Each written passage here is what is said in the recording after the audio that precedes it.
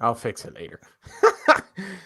Good morning, Xbox. Yes, welcome everybody to a special episode number 20 of Good Morning Xbox. My lord, where does the time go? And we're going to have a very special episode again for you today. Not only is it number 20, but we have got our amazing panel back with us this morning. Some people are running late, as you can see by the video screen. Hopefully they're here momentarily, but I'm very pleased to announce our special guest this morning.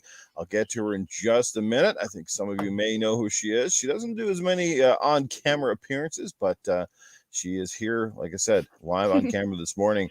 I can hear somebody coming in the back door right now. Who's that? Let's find out who that is. I got to scroll over and let them in. All right. There we go. I made it.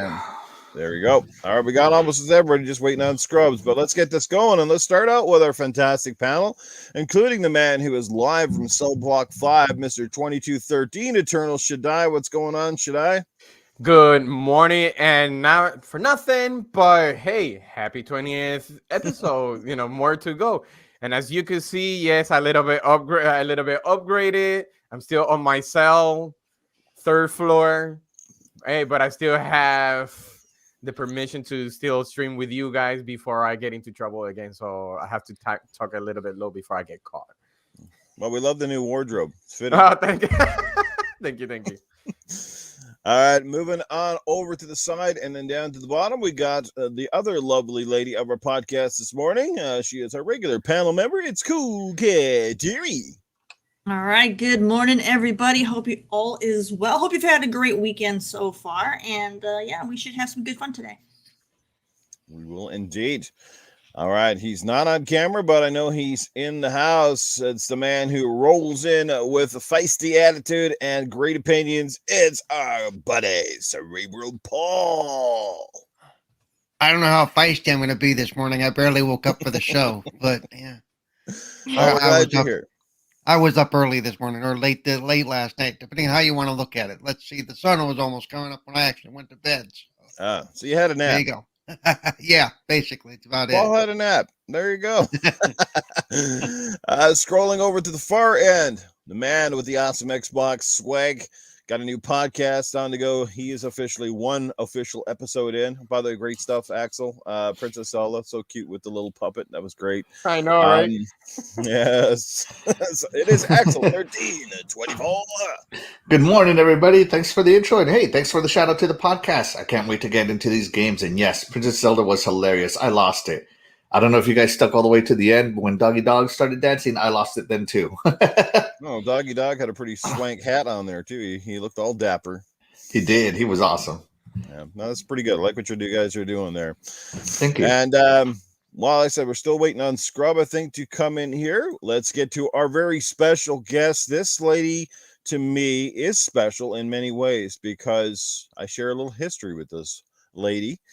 We go way back to a little podcast called the Console Corner. I don't know how many people in here remember that, but I was part of that panel. I was actually part of a voted panel, which was kind of odd at the time. I don't want to go too far into detail. I was a People's Choice member, not somebody just got pulled in randomly. Again, I went from being a fan in the chat, loving what they did, and next thing you know, I'm on the panel, and let's just say the birth of Newf Nukem kind of arrived from there. However, it was a much more subdued Newf Nukem back in the day, but Lady Foxfire, she stayed true to herself. She is just fantastic.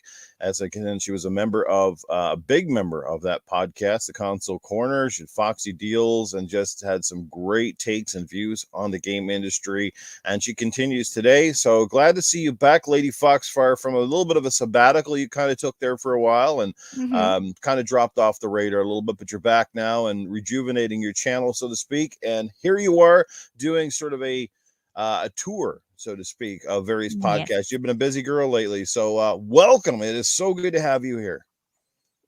Hi, everybody. Good morning. Good morning, Xbox. Good morning, panel. Good morning, chat. It's glad to be back doing a podcast with you, specifically my brother.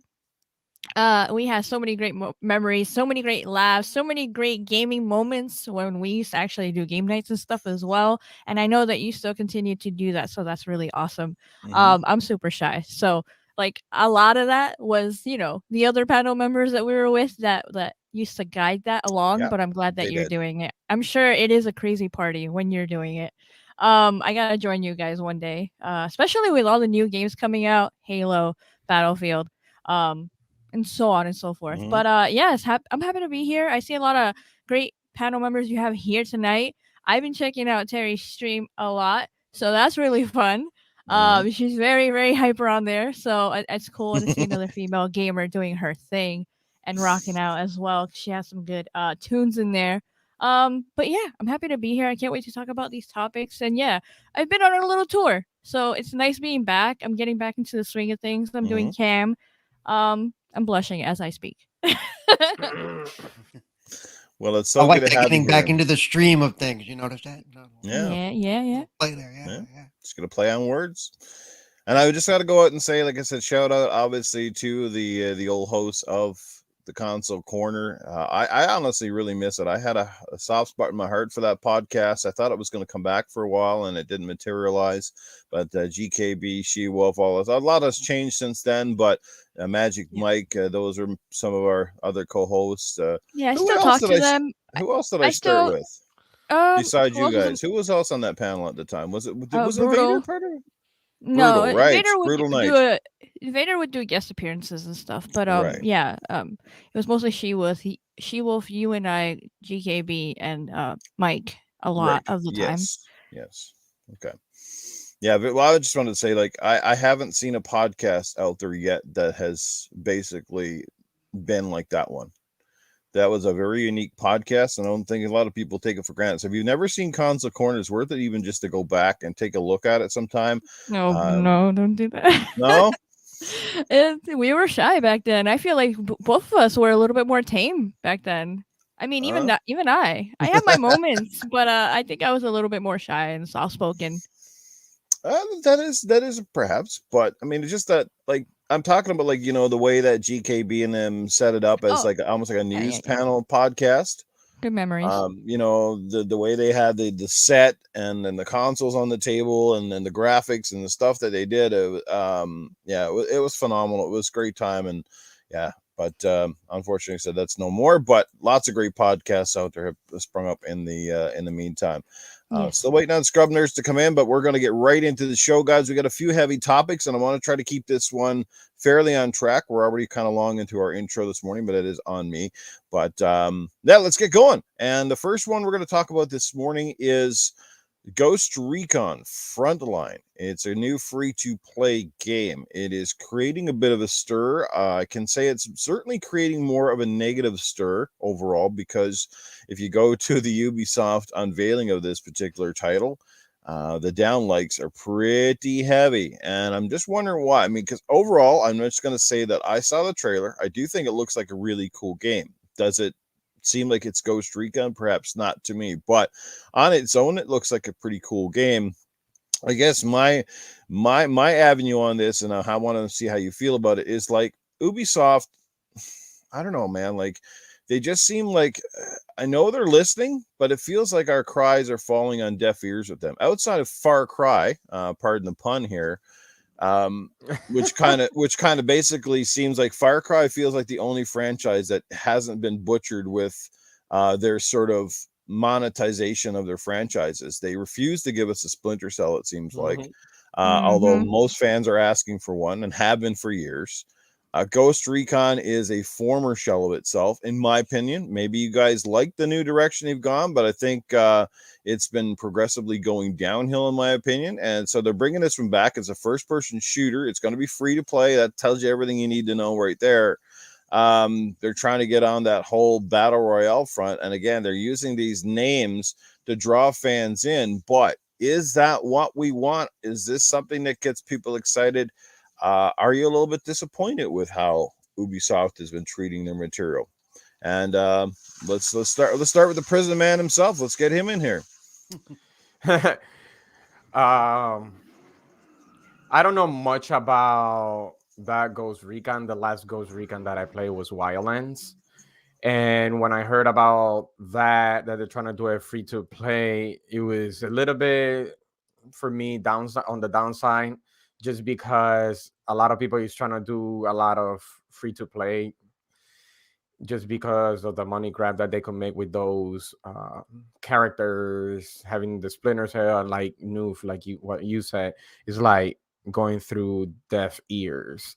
They we want Splinter Cell, and they always trying to create something different. I don't know why are they having. Sometimes I wonder, are they having a little bit of a problem with the voice actor of Sam Fisher or something, because it's always a dodge to them. They're followers of Ghost Recon. They will go for it no matter what happens.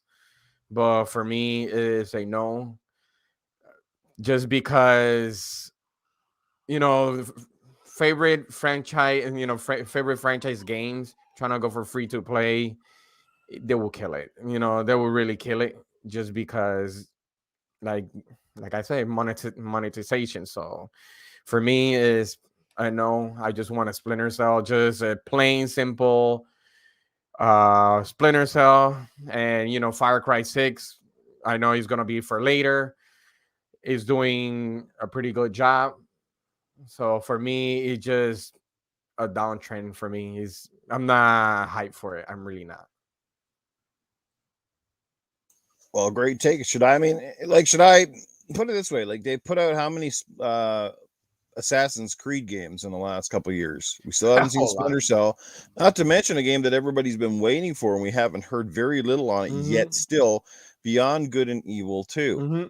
We've seen those little teasers. Every once in a while, you get a glimpse of it. That seems like the game is still in production, but where is it? And this is the thing. Like, why is it that the stuff that we seem to want is never coming, and stuff that we're not even asked for is just coming out of the blue here? I'm not necessarily saying it's bad, because everybody's got their own take. Some people might like it. I mean, some people really love the way that Assassin's Creed's turned out and the difference in that direction. But we see that they're even coming up with a new AC game that is, again, and sorry for that. My wife's in the washroom, and it feels like there's a waterfall coming down next to my head here.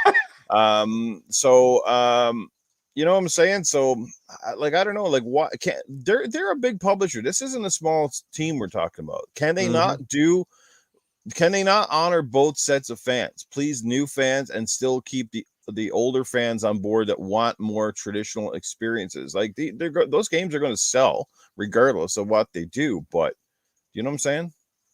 Yeah, you would think they would, because they have so many studios under them as well. And then so many smaller studios under those as well. So it's interesting to me that they do that, and that they're kind of not listening to certain group of fans, even though they're screaming really loudly, like the fans that want Splinter Cell and want that stealth shooter. They want to just have that single player experience and have stealthy game all the way through and through.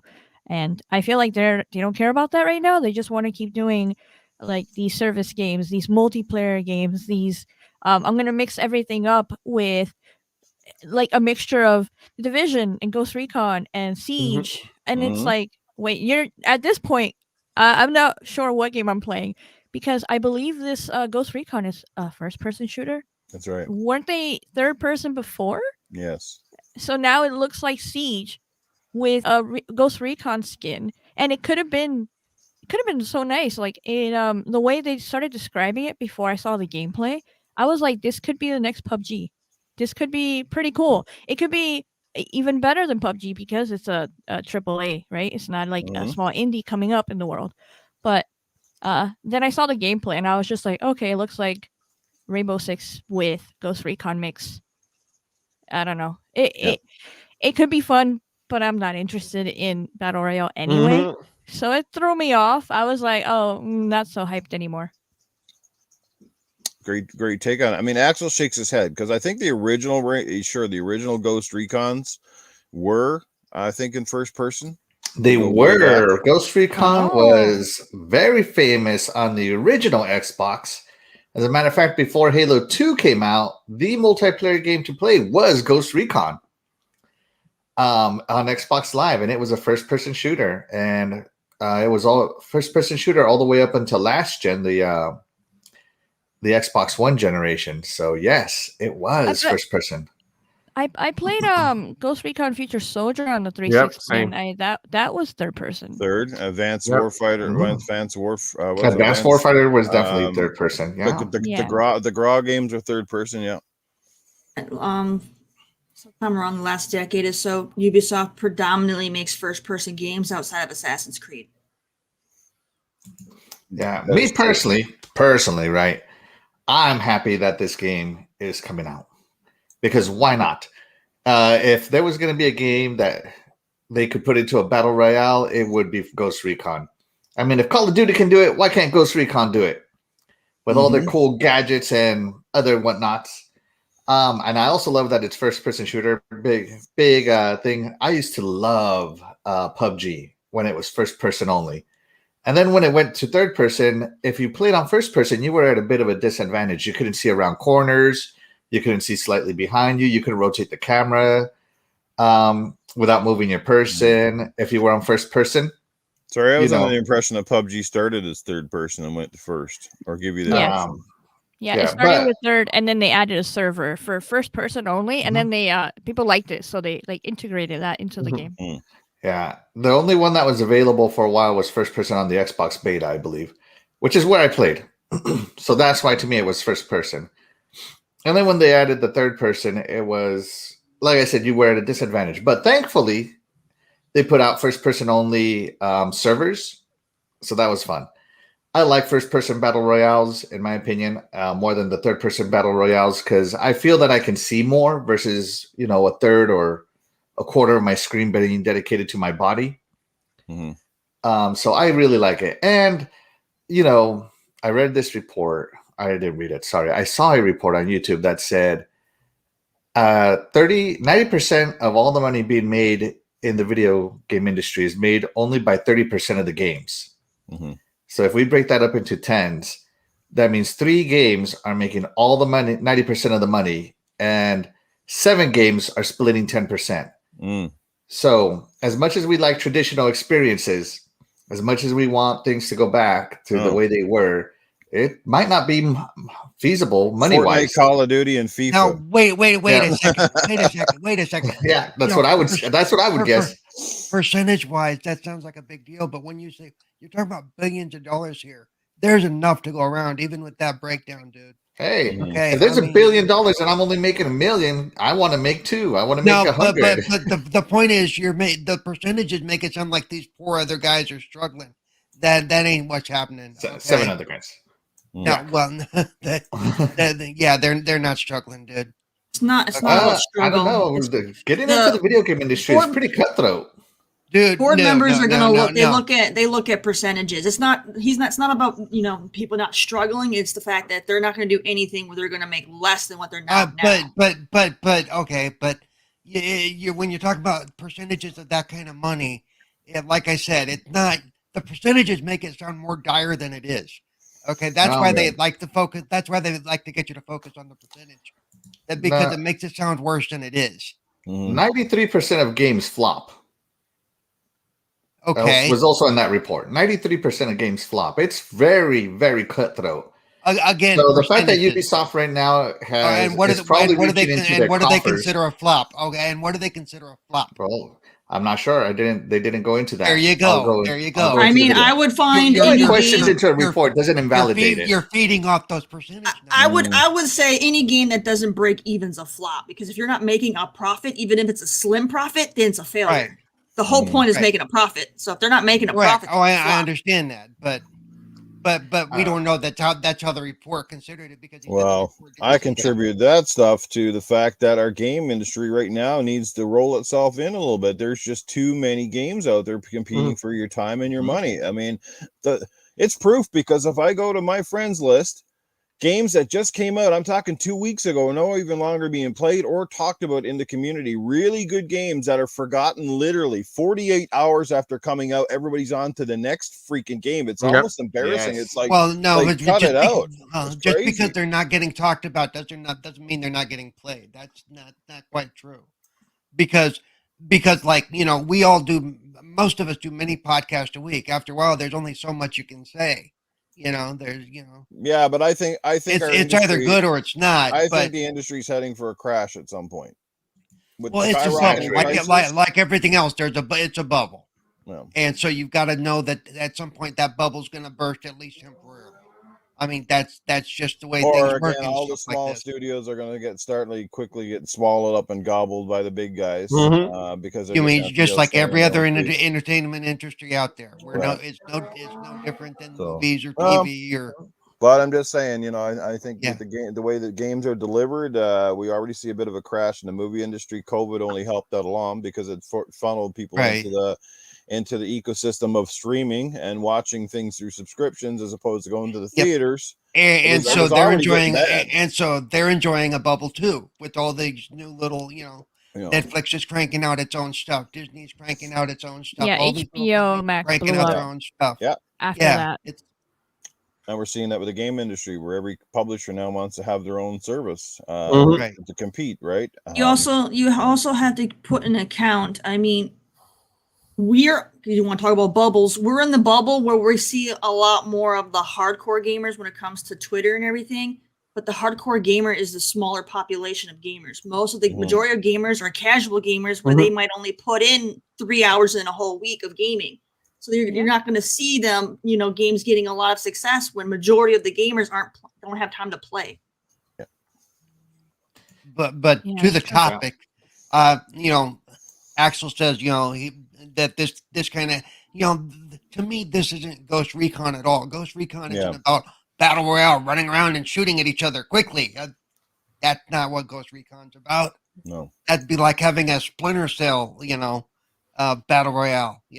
I disagree with that, because I've been playing Ghost. I play all of them, and they've been on that track since Wildlands when they added the PvP, and then they really pushed it in Breakpoint. So I 100% disagree with you, Paul, on that, because they've been pushing the PvP side. Well, that's what I said. Like, Okay, this generation, that's fine. I mean, it changed if a lot. this is the kind of, you got, this is the stuff that makes money, so this is the stuff they got to sell, then we're going to get shit for games for the next 20 years. Because this is all they're going to Where's the assumption that this is a shit game? It hasn't even come out yet. Dude, because all we're getting now is stuff without stories, stuff that's multiplayer, stuff that's run around and gun. Where why? Yeah, but look at the most successful shooters that people play today. None of them have story. That's my point. Exactly. That's exactly my point. It's but like people love that because stuff. they're successful doesn't make them great. Doesn't mean there's anything behind them. Like you said, cookie cutter. Yeah, they're slapping these other games' skins on these battle royale things and going, "Wow, we got something new." It's not new. It's the same old crap. It doesn't have to be great. In the end, as long as people are enjoying themselves and having fun and they're making money, that's all they care about. Why would they put more resources and time into making something that's going to be like this huge award winner? They don't need to do that. I don't know. Be creative. Here's a point for you, and I use this one because I think it's the best example. Sony, PlayStation, like it or not, has not deviated, at least to this point, from making the games that make them great. Great games that make Sony great. Again, God of War, these kind of games that they're making, the Ratchet and Clanks, they don't cater to the masses. Like, they're going to sell well. They're going to be successful games. All of them are so far. But I'm thinking, like, they haven't broken trend. They haven't turned their franchises into things they're not supposed to be to cater to that. Let's get the Fortnite crowd. Let's get these guys on board. Let's get the monetization crowd on board. And they're one of the few companies, but they may change. Don't get me wrong.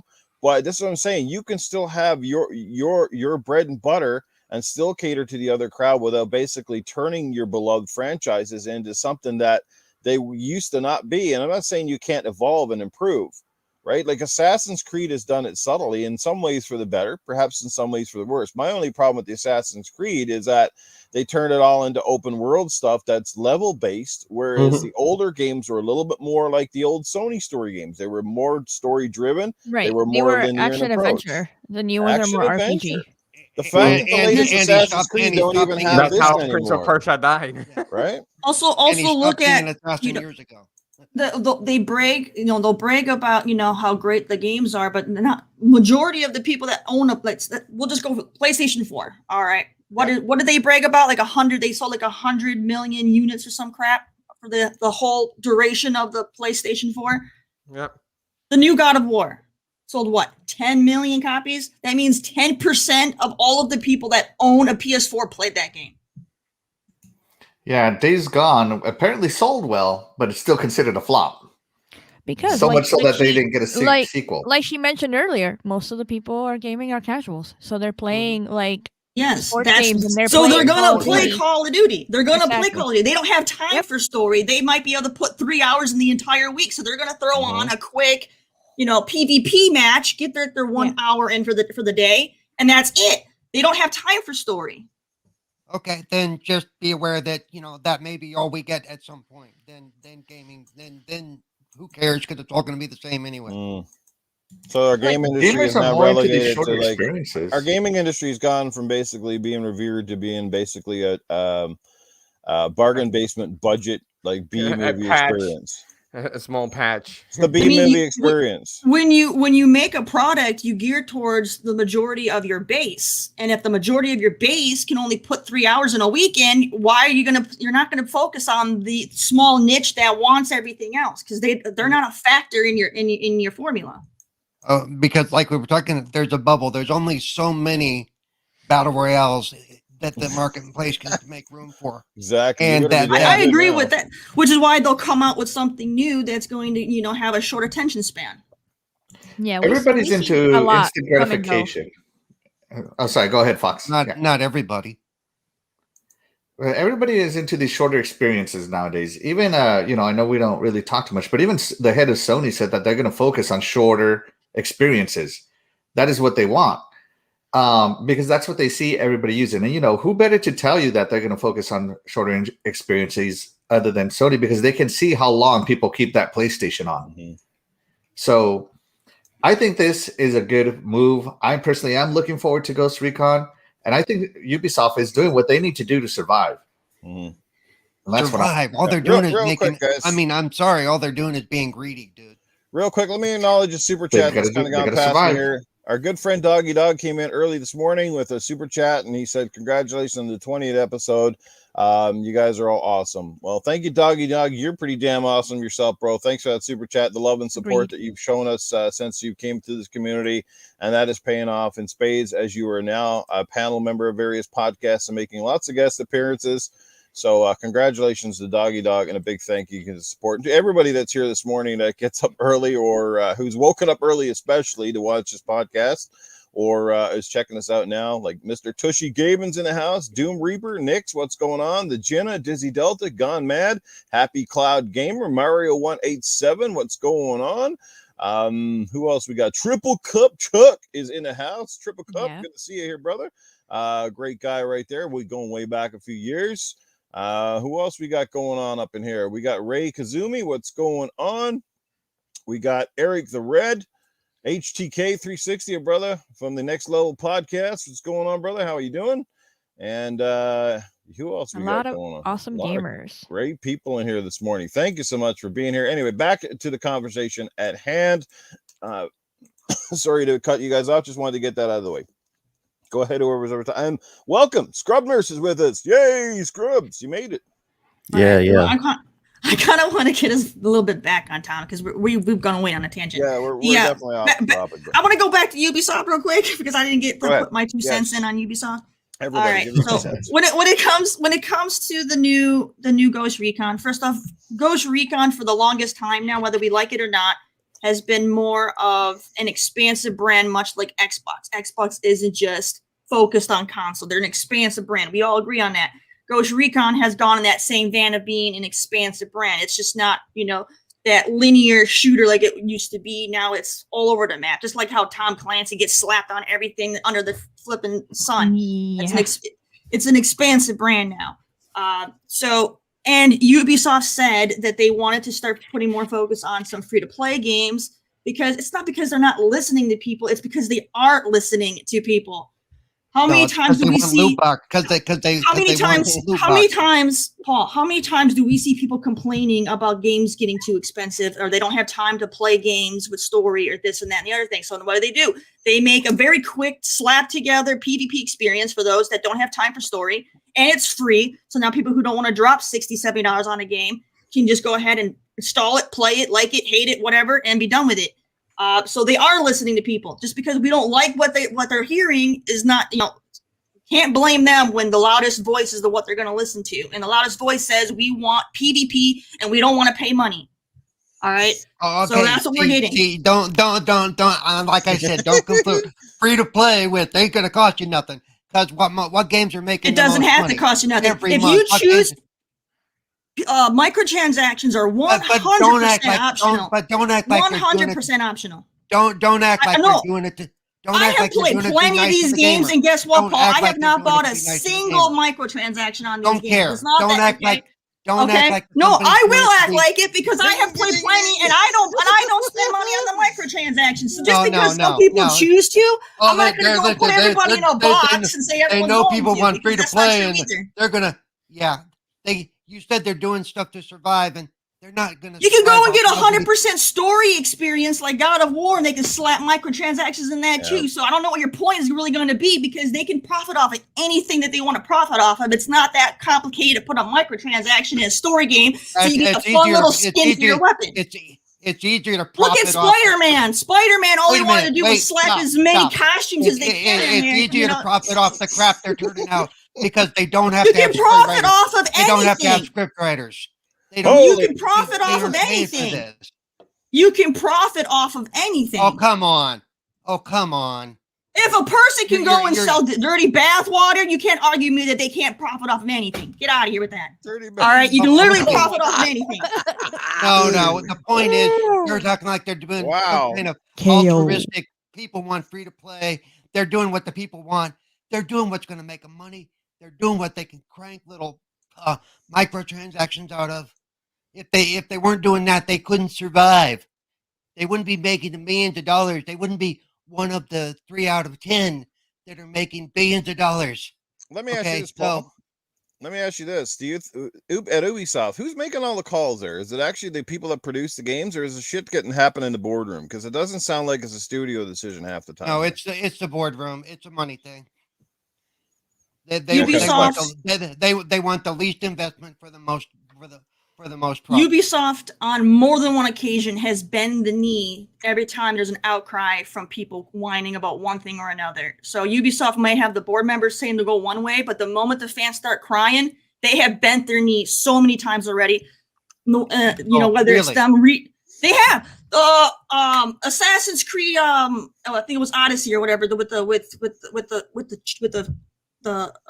had the one DLC. The fans had their outcry about how if they played as the female character, they had to have a baby at the end of the game. So they had to go and they had to rewrite the DLC because, people were crying. They couldn't keep their precious little playthrough 100% LGBT. And it's like the whole point of Assassin's Creed is they have to continue on the story. The only way you can continue on is you have to procreate. He had Assassin's Creed. The guy hadn't been an assassin for like the last 5 games. None of them have been assassins. None of them have been assassins. You've always been a mercenary. The first couple were. Newf, you didn't. The moment you go and you kill. The moment you go and you kill now. anybody in Assassin's Creed that isn't a political figure or someone of power, that's not an assassination. That's just straight up you being a murderer. Okay? Assassin's Creed, you're always just a murderer. All right? Because you spend more time killing other people than the one person of power.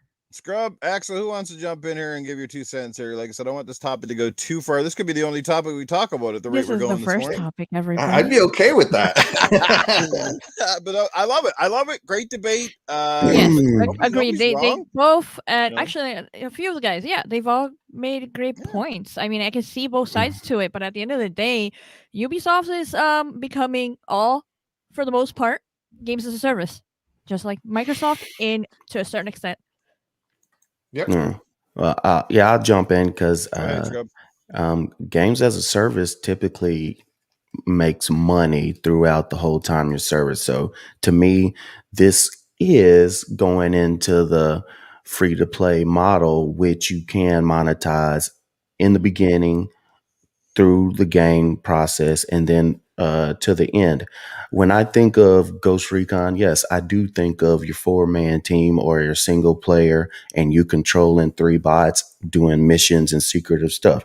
Yes, if you change, any company can change the way they play their characters, the way they use them, the way they use their franchise. I'm not a big fan of it as far as it just being a total battle royale and that's it game. Even when we say Call of Duty and Warzone, guess what? You have Warzone, then you have your regular multiplayer, and then you also have a story in there. So I think them just saying we are throwing out everything we used to do and just make only a battle royale. That's where I go, I don't know about this decision. Now, me being a gamer, every game is not for every gamer. So when you say me, well, am I a fan of it? And I love shooters. No, I'm not a fan of it because this is not what I like it when we're talking about Ghost Recon.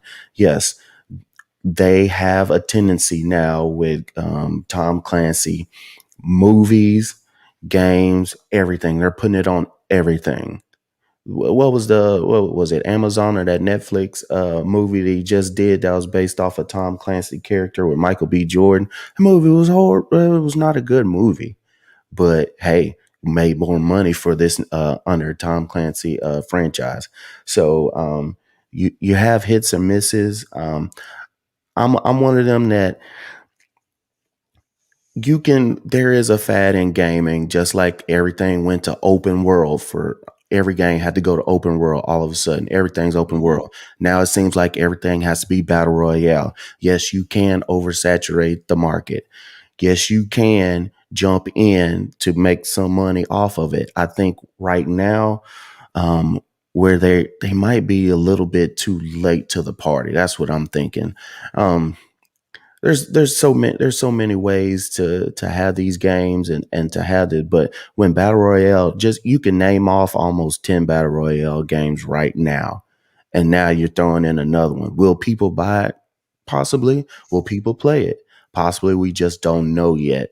But to me, this is just like saying you are taking Halo, take all the story out, take all the multiplayer out, and it's straight up battle royale. Axel, would you be a fan of that? I'm not a fan of Battle Royale in Halo at all because one of No, the no, reasons no. I love Halo is because of the weapon imbalance. Okay, now what you just said, think of that for the people who love Ghost Recon and the older like Advanced Warfare 2 or Advanced Warfighter 1 or some of the other. They're thinking the same thing. Right. So I understand the outcry very much so because I'm one of those fans that go, wait, what? So it's one of those games we'll have to see. As far as right now, there are many thumbs down on these reveal trailers. So obviously people are not happy with this situation. So we'll just see. Yes, lots of people like to play free to play games, but are lots of people going to play every free to play game that is the same type of game? Now that I don't know. If you jump from free to play Fortnite to free to play Roblox to free to play Minecraft and free to play another, but it starts to stretch out very thin. Are you going to get worn out doing that? So we'll see. I got a great idea. Maybe Ubisoft will take this one to account, and I think you can kill two birds with one stone. It just came to me an epiphany in my head. Correct me if you guys think I'm wrong in this, but here's a way. Let's take Assassin's Creed, right? Okay, you want to please both types of people. You want to get, again, more monetization. You want to get people to play the game longer. You got these great big worlds. So here's the thing. Right at the title screen, you give two options. You go, say, like new experience Assassin's Creed, where you play it basically how they are right now, as long as you want to play it with all these side quests and stuff, or they cut it down and they go story narrative Assassin's Creed. And basically what you do is you cut out all this level capping crap where you have to level up and find weapons, and you just basically play right straight through. Like, you can still track off if you want, but they get rid of levels on enemies. They get rid of all those side missions and things that take up all that time trying to basically level up your character to beat the higher level parts of the game. And just, here you go. You're going to play the narrative straight through. It takes you, book by book, story by story, in. So you cut down that 100 hours of going around and you cut it down to like 20 hours. What do you think, guys? You think something? I think that like a huge amount of games already have that option, and people don't use it. They always put the game on normal so they can have the normal experience. They never put it on story mode. A lot of games have story mode. Nobody uses it. No, I think the story modes that I've seen that's basically calling it easy mode, where they take out the actual like combat elements and you just kind of play and have really no challenge. It differs from game to game. Some story mode. That's the point of story mode, is to focus on story, though. So you can't focus on story if you're stuck in a lot of combat. So that's the point. But there's no standard there, because some of them still leave in the combat. They just make it really easy. Yeah, like Tomb Raider. And some remove the that. combat totally. Yeah. Yeah. But do you guys see my point? Do you see where I'm going with that, though? Oh, I see your point, but I'm just saying, like I said, a lot of games already have story modes, but more often than not, a player is more often going to just put it on normal than put it on story mode. Like Call of Duty, for example, they added a battle royale, and that's cool. It pleases that side of the fans, but they don't force you to play it. They still give you the campaign. They still give you the traditional multiplayer. The only damn thing I got a problem with is the crazy upload of the downloads constantly, the updates, and the fact that you can't delete the war zone, or you basically delete the whole game. Like, that's my problem with Call of Duty. Like, I just want to play the campaign and the regular multiplayer and leave the rest of it off to the that free to play mod. Again, I'm off tangent, but that free to play war zone should not be tacked on with the regular game. You know what I'm saying? Like, that should be its own separate download. Really? I thought you could go to the game management or whatever and delete like certain aspects of the game. No? Cannot. I have tried it multiple times, and every time you delete Warzone, it takes everything else off the game. They make it look like you can, but you cannot. You cannot get rid of Warzone, or you get rid of the game. The reason they've done that is because they've tied two games onto the same servers. So, and the games are pretty much linked together. So if you do not have it set up where you're playing it all together as one, it will not work. And I think that was the biggest mistake they did was tethering all of that together. There's two main factors, though. There's two main factors, why people wouldn't opt for the story option without all this stuff. Is first, there's the stigma of, oh, you put it on story mode, you didn't experience the full game, and then people are going to get criticized and chastised for it. And then two, the people that like to platinum their games, you can't platinum it if you skip half of it. So they're not going to play story mode if they can't get every single achievement in the game via story mode.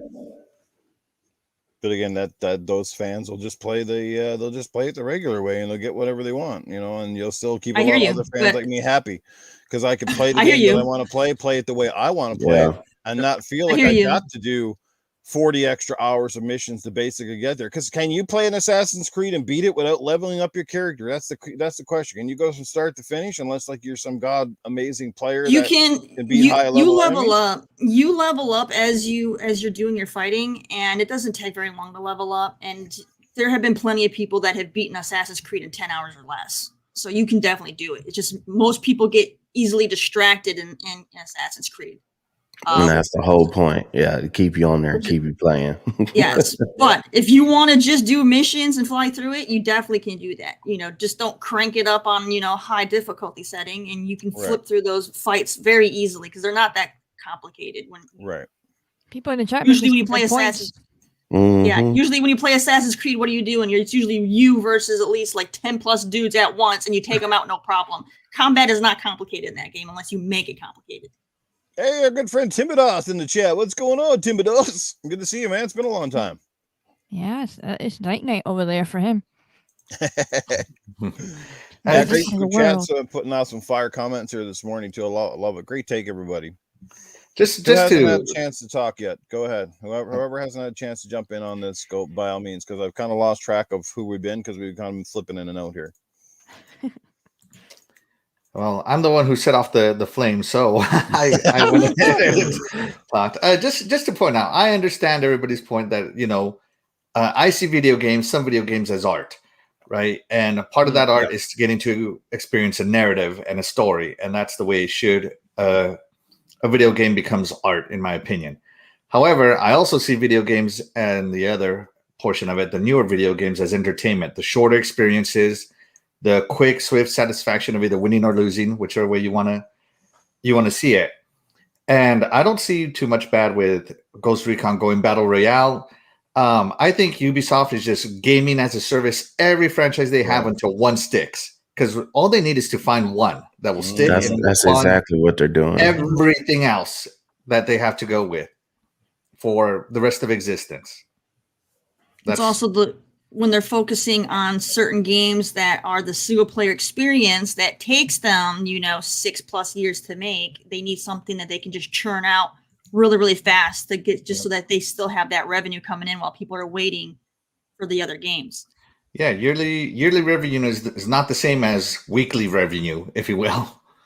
So yeah, that's the way I see them doing. They're trying to find something. They want to get on this game as a service because Epic did it with Fortnite, and look at Epic. They've been able to weather launching their own platform and funding it based on just one game. And whoever thought that Epic would be the company to try to take on Steam? That's a giant that nobody thought could ever be toppled or challenged. Well, if they have the money, of course they've been challenged for sure. Not toppled, but definitely challenged. Not toppled. Yeah. Like I say, all money isn't good money. And if you're steady chasing the money grab and it's not sticking, you're going to end up losing a ton of money in the long run when you look back at it. So that's what makes me kind of shake my head, where it's like, oh God, another one, really? But hey, I don't do that though, because they're still making their single player big hits though. No, yes they are, but not for this. I'm talking about for this franchise right here. This particular, I'm not talking about them as a whole. I love Ubisoft, and I know that is a soft spot for you, Terry, but I'm talking about just this one franchise. I mean, I would rather you put out a whole nother game, have all this same stuff in it, and don't call it Ghost Recon. Yep.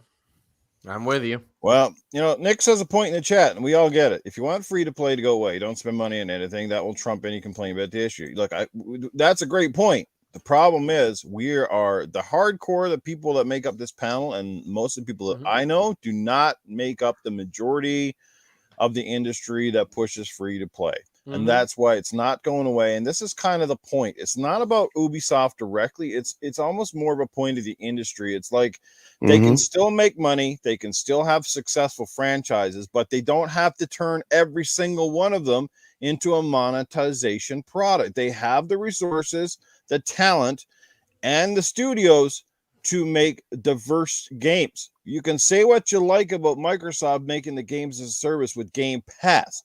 But if you look at a lot of their games, they aren't strictly focused on that, at least not yet. I mean, if you look at the diverse portfolio of Xbox games from their in-house studios now, they're very different, and they're not set up like that. Like Forza Horizon, I am kind of concerned about the new Forza because we heard that they're taking the number off the game. The concern for me is that they're going to make one game called Forza, and that's it for the sequels. It's just going to be content additions, monetization of that franchise. Now, for a racing game, perhaps that's not that bad, because racing games, it's almost very hard to differentiate racing games. It's one of those pigeonholed kind of things that they're successful, but they never hit the same heights. You can give Forza Horizon all the 9.5s and 10s in the freaking world, but people don't play it like they play other games. It's just the way it is. You're in the racers, you play the crap out of them. If you're not, guess what? You play them for a couple minutes, you play them for community game night, and guess where they go? Right back into the bin, and they're forgotten about until God knows what, until the next hype train comes out. Yeah, until the event. You also have to remember. You also have to remember. Most of us here are first and second generation gamers. We were there at the very beginning when gaming was getting started out. So they could only make games that geared to us because we were the prime consumer base that they had.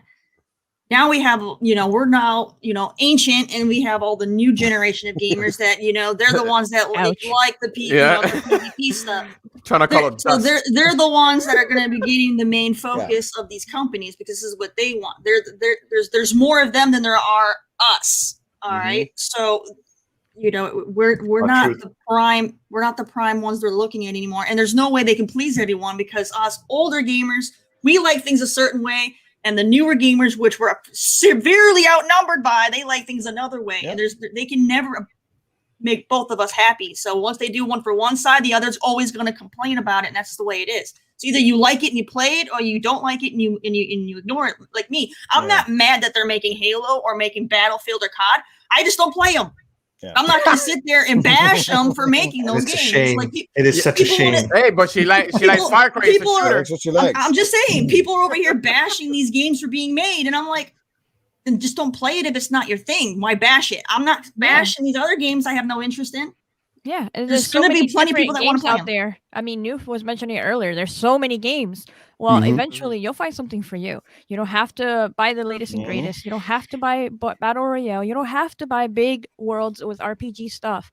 But if you're interested, check it out. If you're not, move on and get something else that is either similar to a storyline, but maybe not so massive, or something with a in-depth, story that isn't all multiplayer and games as a service. So eventually you'll find something out there that's good for you.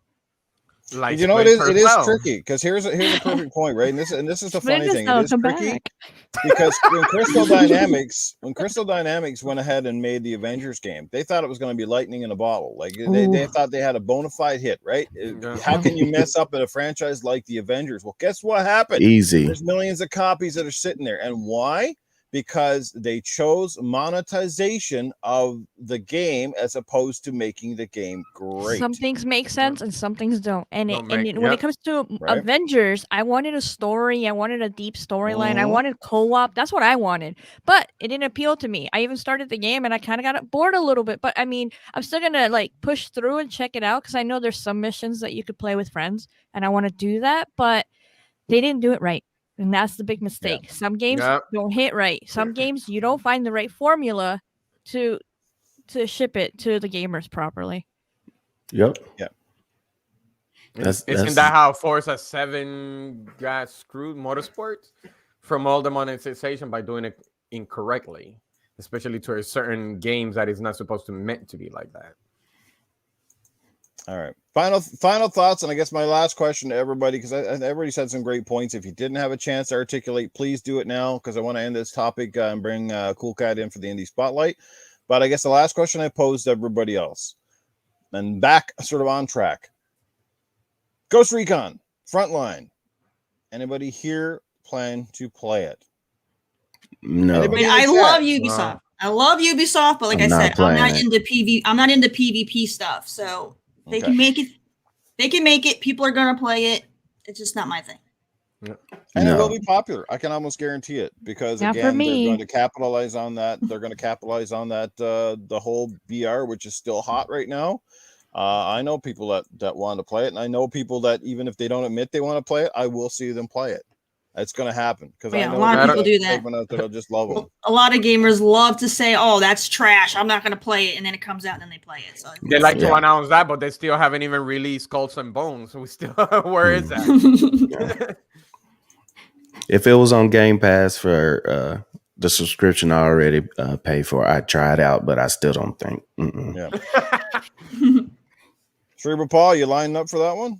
I am pretty much like Scrubby. I mean, if it's free to play, I mean, I'll probably check it out. But, I don't spend a lot of time in those kind of shooters, though, because I can't play them. Community game night, whatever, with friends, maybe, but I'm not going to go out of my way to play a game like that. I just won't do it. Yeah. All righty. Okay, well let's move along. That was an awesome debate, though, guys. I love it. Like I said, it was great. I think that was the we haven't done that for a while, and it is the 20th episode. So, yo, it actually got me orange juice for the first time. You sure that's not Titan Drago bathtub water in there? Yeah. Is there vodka in that orange juice? Yeah. Wow. Yes. Look at Foxfire. She's going hard. She's got Red Bull out early in the morning. What the heck? Yes, not sponsored. Yeah. Oh man. All right, let's Coolcat. If you're ready, let's see what you got for us on the Indie Spotlight this week. All right. So, seeing as how I try to pick different things out to appeal to different types of gamers, this time I picked It's a something out that'll first-person shooter. appeal. Oh, wait, no. Yeah, this yeah. Well, actually, yes. This time I picked out something that'll appeal to the the gamers that are much like Scrub Nurse and those that like the shooter experience. So this one's for you guys. So Peggy 12. Homefront?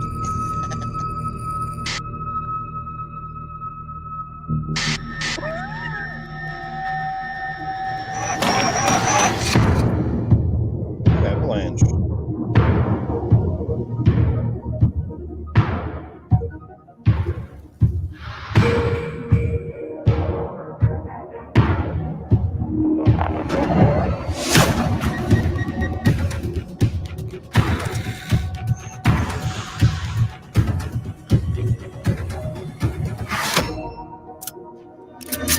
First person Horizon Zero Dawn.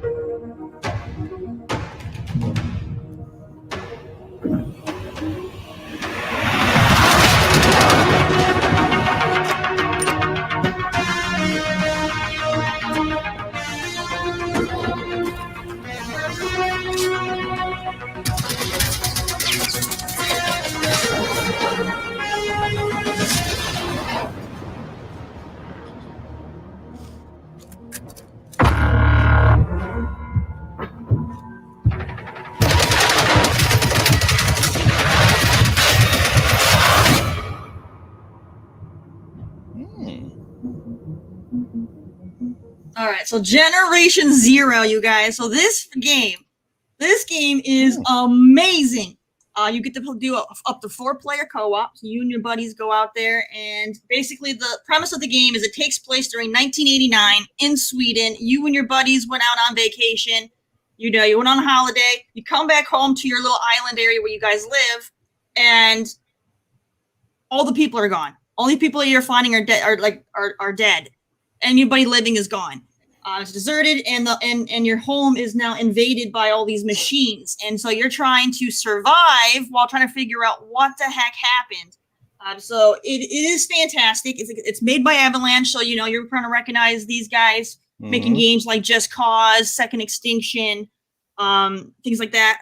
It's made from the Apex engine. I mean, it's there are a small team of like 5 people here in Sweden that make games, and they make some pretty decent games.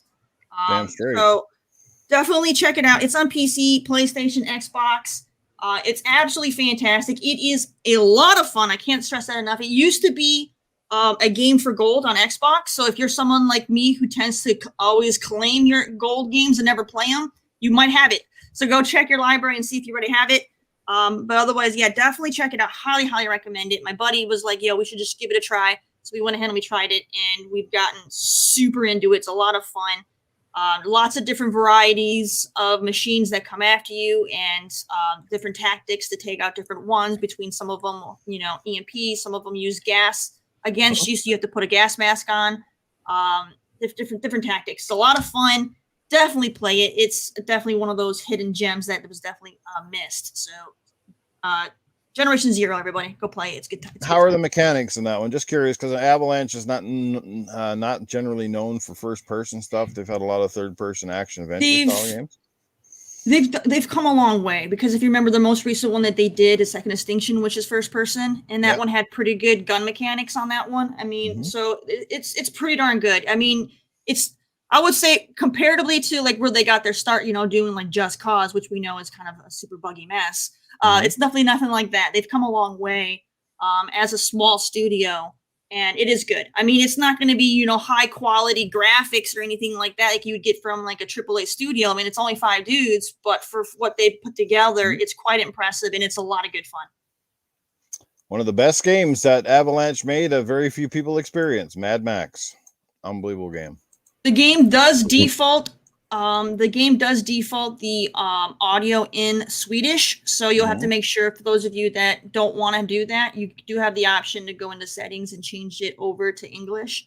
But everything on your map, like all the locations, are all Swedish names because you are in Sweden. So they keep it to that, to keep it to that feel. They did a really good job with it. Nice. Great. Another great indie spotlight right there. So fantastic stuff, guys. Check it out. I know I will definitely have to go back and check out that game. It looked pretty dope, actually. So I love co-op, man. And I mean, you can put co-op in a game, extra bonus right there. So Hell yeah. yeah. Mm-hmm. So this is going to be a pretty quick topic, but I just would like to get everybody's kind of just take on it. And this one shouldn't be a heavy hitter, but there's been some rumor floating around. I don't think it's going to happen personally, but that Xbox may be making a dedicated portable gaming device / console, whatever. Do you think that's a reality or a possibility? And if they were to make one, would you buy it? I mean, I'm thinking if they do, it's going to be a streaming device, basically go hand in hand with Game Pass and xCloud. Yeah, you got the phone. Exactly. This is why I don't know. It might be certainly more of a rumor than a fact, but I think they could definitely find a market for it. I know I would buy one. I'd rather have something more like the Switch, with an actual controller built in instead of just, hoping that my phone can run things sufficiently. So let's start around. Let's go with the ladies first, since they're up on the top of the screen. We'll come around the panel and we'll bring Axel in. So Coolcat Terri, you think there's any truth to it? And would you buy one if they did? I don't know if there's truth to it because, I mean, I don't really see a need since they have xCloud. They already have their portability with mobile. Mhm. So it's not really something that would be needed. But if they decided to do it anyway, I would not get one just because I'm not real big in the handheld experience. It's not my thing. And the handheld market is a hard one to get into. No one has been able to really compete in that market against Nintendo. Mhm. Many have gone in. Most of them have quit. And, Sony was the last one to really compete against Nintendo in the handheld market, and they just could not even come close to Nintendo on that one. So, I would see that as a little bit too high a risk of a venture to go into because, Nintendo's the king of that market. Just don't mess with Nintendo when it comes to that. You know what I mean? Right. Yeah, I know there's a lot of people that love like the Vita and things like that, but it just could not compete in that market. So I think it'd be a bad idea for Xbox to try to do hardware in that. They're better off just sticking with the xCloud because everybody already has a cell phone or a tablet. So that makes it already highly accessible versus trying to make them try to sell hardware that probably won't sell. Mm-hmm. Great point. Awesome. Yeah. Foxy. I agree with her 100%. I mean, everybody tried and they couldn't succeed. I mean, I know people that adore the Sega, what was it, Game Gear, and that they were doing color before Game Boy was, and it didn't matter. Like Game Boy was doing it better. Nintendo was doing it better. So I mean, as I grew up as a kid, I had the Game Boy Pocket and thereon and so forth, and I had all the handhelds or most of the handhelds for Game Boy Nintendo. And to this day, I still use the Switch. And I've been hearing this rumor about Xbox since the 360 days. I don't think it's true at all. If anything, I agree with Tim that they might release some kind of controller, like official little adaptive controller that hooks up to your phone. So you could play Game Pass or anything like that. Honestly, everybody's using a computer, their console, their, like she said, the phone or the tablet. They have no reason to do this. But I do love my handheld, so like maybe I would check it out. Maybe I would support it. Maybe I'll get it because I do like playing my portable games with controllers with buttons. I don't like playing on the screen at all. I hate that. So if true, that would be nice. I don't think they're gonna do better than Nintendo, and I'd rather they do that controller thing that Tim mentioned in the chat. So yeah, this might just be like something that people are just wishful thinking. Indeed. Definitely. Let's bring in Cerebral Paul. How about you, Paul? Any truth to this at all? Not for me, but because I don't leave the house. I don't even play on my phone. I have no reason to pay for that stuff. Right. But if they made one, would you buy one? Probably not. If my situation changed to the point to where, like, if I was having to ride the bus every day to work or something, where I was spending a lot of time outside the house, where I wouldn't necessarily want to be burning up my phone battery to play a game, and it has a decent battery. There are some caveats. Does it have a decent battery life? Is it pretty sturdy? Things that I play into. Because the only market, because like I said, most adults and young adults have phones that they play their mobile stuff on. So unless this screen is markedly bigger than most phones or something to make it different, or if they target it toward like kids that aren't allowed to have phones or don't have phones, maybe I don't know. I don't know what their target audience is. That's my problem. Where are they aiming? So, I mean, I could see a call for it. I don't know how big a call it's going to be. That's the thing. I don't know if it'll ever be, it's not going to replace Nintendo by any means. Right. Probably. Right. So that's where I'm at with that. Okay. Let's go with Shaddai. I think not too long ago. I think it was. I'm not gonna say too long ago, but during the PlayStation Vita, I think during that year, that's when they started people trying to say, or pretty much trying to make something up that Microsoft supporting had some type of patent to create some type of portability, and it wasn't true. For me, the way I see it is they already have portability, like Scrub says. Right. They have the tablet. That's why they call Surface, unless if they trying to create a toned down Surface that is not as expensive as the Surface. And if they're gonna make some portability, the way I see it is that it will. I'm not gonna say flop. It's just that it's gonna have the same impact that happened with the Vita. The Vita had a lot of quirks, way better than the DS. But Nintendo is Nintendo. That's their battlefield. That's where they belong. They've always been good on portability. And for me, that is false. On if it's actually true, if they're gonna make portability, no. I'd rather for them just stick for what you know. Stick for the products that you know what to make. The Surfaces, the Duos, and all that. If you have that type of money, that's why you have the Duos. I know the portability, Surface Duo. So for me, you don't need Microsoft doesn't need to create that. They have, Right. So I'd rather them to stick to what they know. The Surface, whatever Microsoft it creates, just stay with that. Yeah. Well, now real quick, you say stick to what they know, but we wouldn't have anything that we have, including the Xbox, if Microsoft stuck to what they know. They were a software company. True. Okay. Yeah. I mean, they already explained about the supply thing, but that's their product. It's a Microsoft product. You know what I mean? So that's why I'm like, that's what they create: Surface and Xbox, and then you have your OS. Just stick. That's yours. So stick with that. Nice. Got a super chat coming in before we get to Scrub. Victor Alistine dropping $5 in the chat. If they do shrink the Series S for revision, it would end up being more or less something the size of a Switch. Add X screen, and you have a Switch.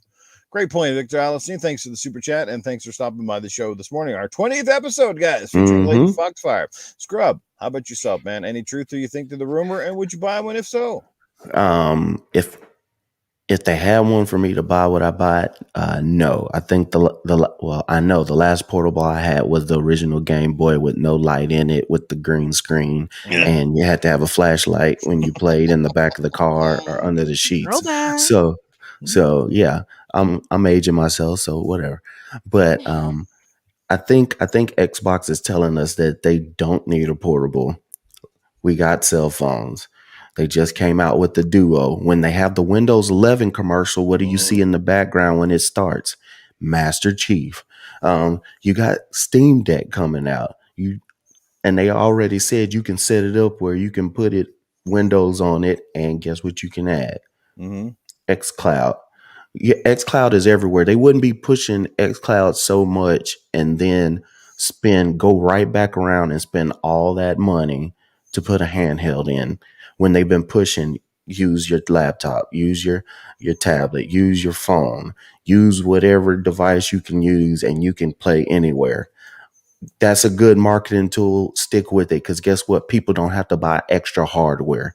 When you have to buy extra hardware, you're limiting people who could get right into your ecosystem. If you're trying to reach 2 to 3 billion gamers, you're not going to want to add extra hardware for them to jump into it. It's a novelty thing to have. Like people were saying earlier, Nintendo has it and they do a good job with it. Do I think that Microsoft and Xbox could not come together and make one?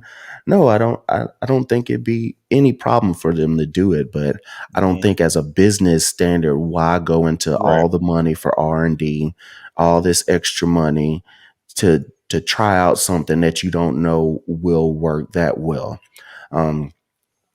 Stick with what you have as far as with xCloud and work on pushing that. That is brand new. It's in its infancy, really.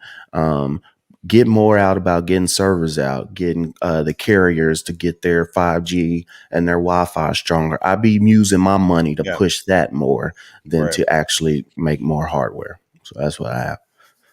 Nice. All right, let's finish up with Axel, and then I'll have a couple of cents to pun in here. Axel.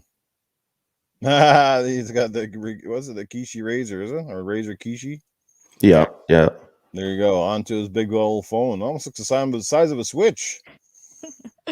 Oh man, I could hear Axel really clear with that silence. Axel, yeah. You mute there, Axel. I can hear his lung. There we go. Oh, okay. I was like, oh, where is it? Hey. Look what I got here, Newf. You know, it's the Razer Kishi. Yes. Yeah. Right. I have my Xbox portable. Xbox is not going to make a portable. I don't think they will because if you make a portable, what's the point of it if it's only a cloud portable? You already have that on your phone. Most kids I know nowadays have their phone by age what? Everybody has their 6. You know. You're not wrong. I have nieces. Yes, you're right. Yeah. So no, I don't think they need to make a portable. Okay. And that's the first thing. The second thing is you got to make dedicated games. The reason the Switch works is because it works offline. Right. You buy the cartridge, you put it in there, or you download the game, you put it in there, and you don't need to be online for it to work. Mm-hmm. I don't think Xbox is going to do that. Xbox has been an online kind of company forever. Right.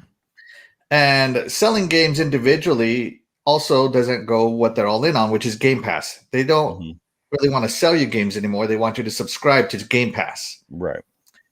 And thirdly, I also read in Portuguese, translated by Google Translate. Thank you, Google, for translating.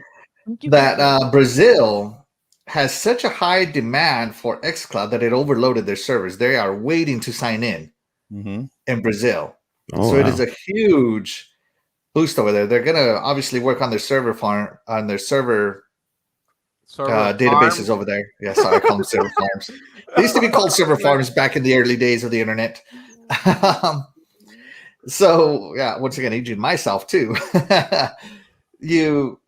They're gonna put that in there. So they are finding success with xCloud, and with all that combined, it's just why make a dedicated portable where you have to buy a game for it to work? It just it doesn't fall into what they want that I know of publicly on the public face that I see. Now xCloud here works great. It works great for me. As you know, I report on it. It gets better and better. You can now play xCloud dedicated on their app. You can play it on your on your Xbox Series consoles. They say they're going to bring it over to the Xbox One consoles eventually. Yeah. So they are all in on cloud gaming and not so much on dedicated portable gaming. Right. So yeah. I don't know. Therefore, I don't think.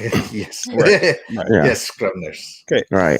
And also, Newf, just to say to Victor, when I say adding extra hardware limits people to get into the gaming situation, I'm talking about for having xCloud and having a portable. If you don't have an Xbox Series X or Series X or any of the Xboxes, you can still play xCloud on your phone without any extra hardware. That's what I'm saying. Without any extra hardware, all you have to do is get Game Pass and have a phone, and you're playing Xbox games. So that's when I say let's not add extra hardware to limit folks to get into the ecosystem. Right.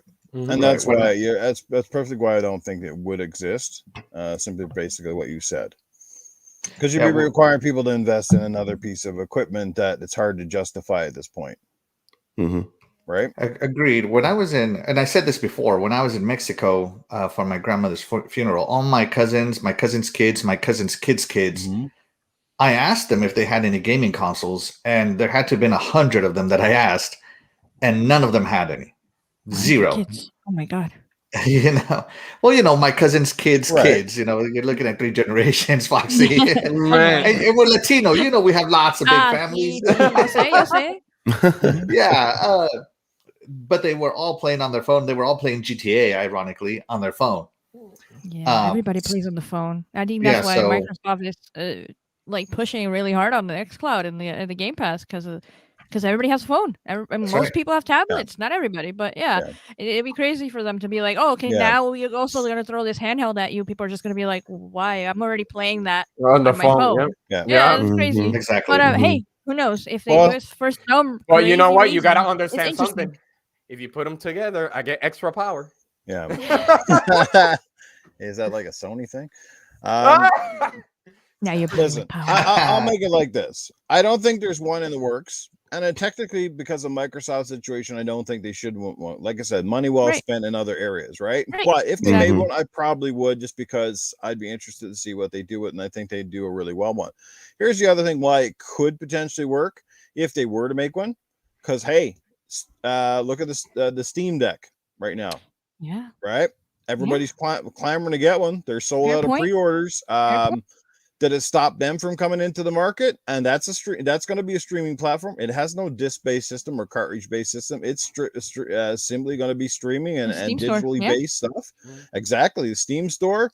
It's dedicated. So Microsoft, yes, they have phones, but that's the problem. When you have so many different devices, not everything plays things always the same either. That's the thing.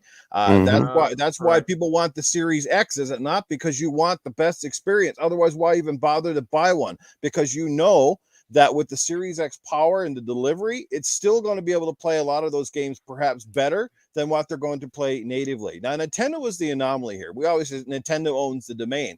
You know why they own it? Because one, they're IPs.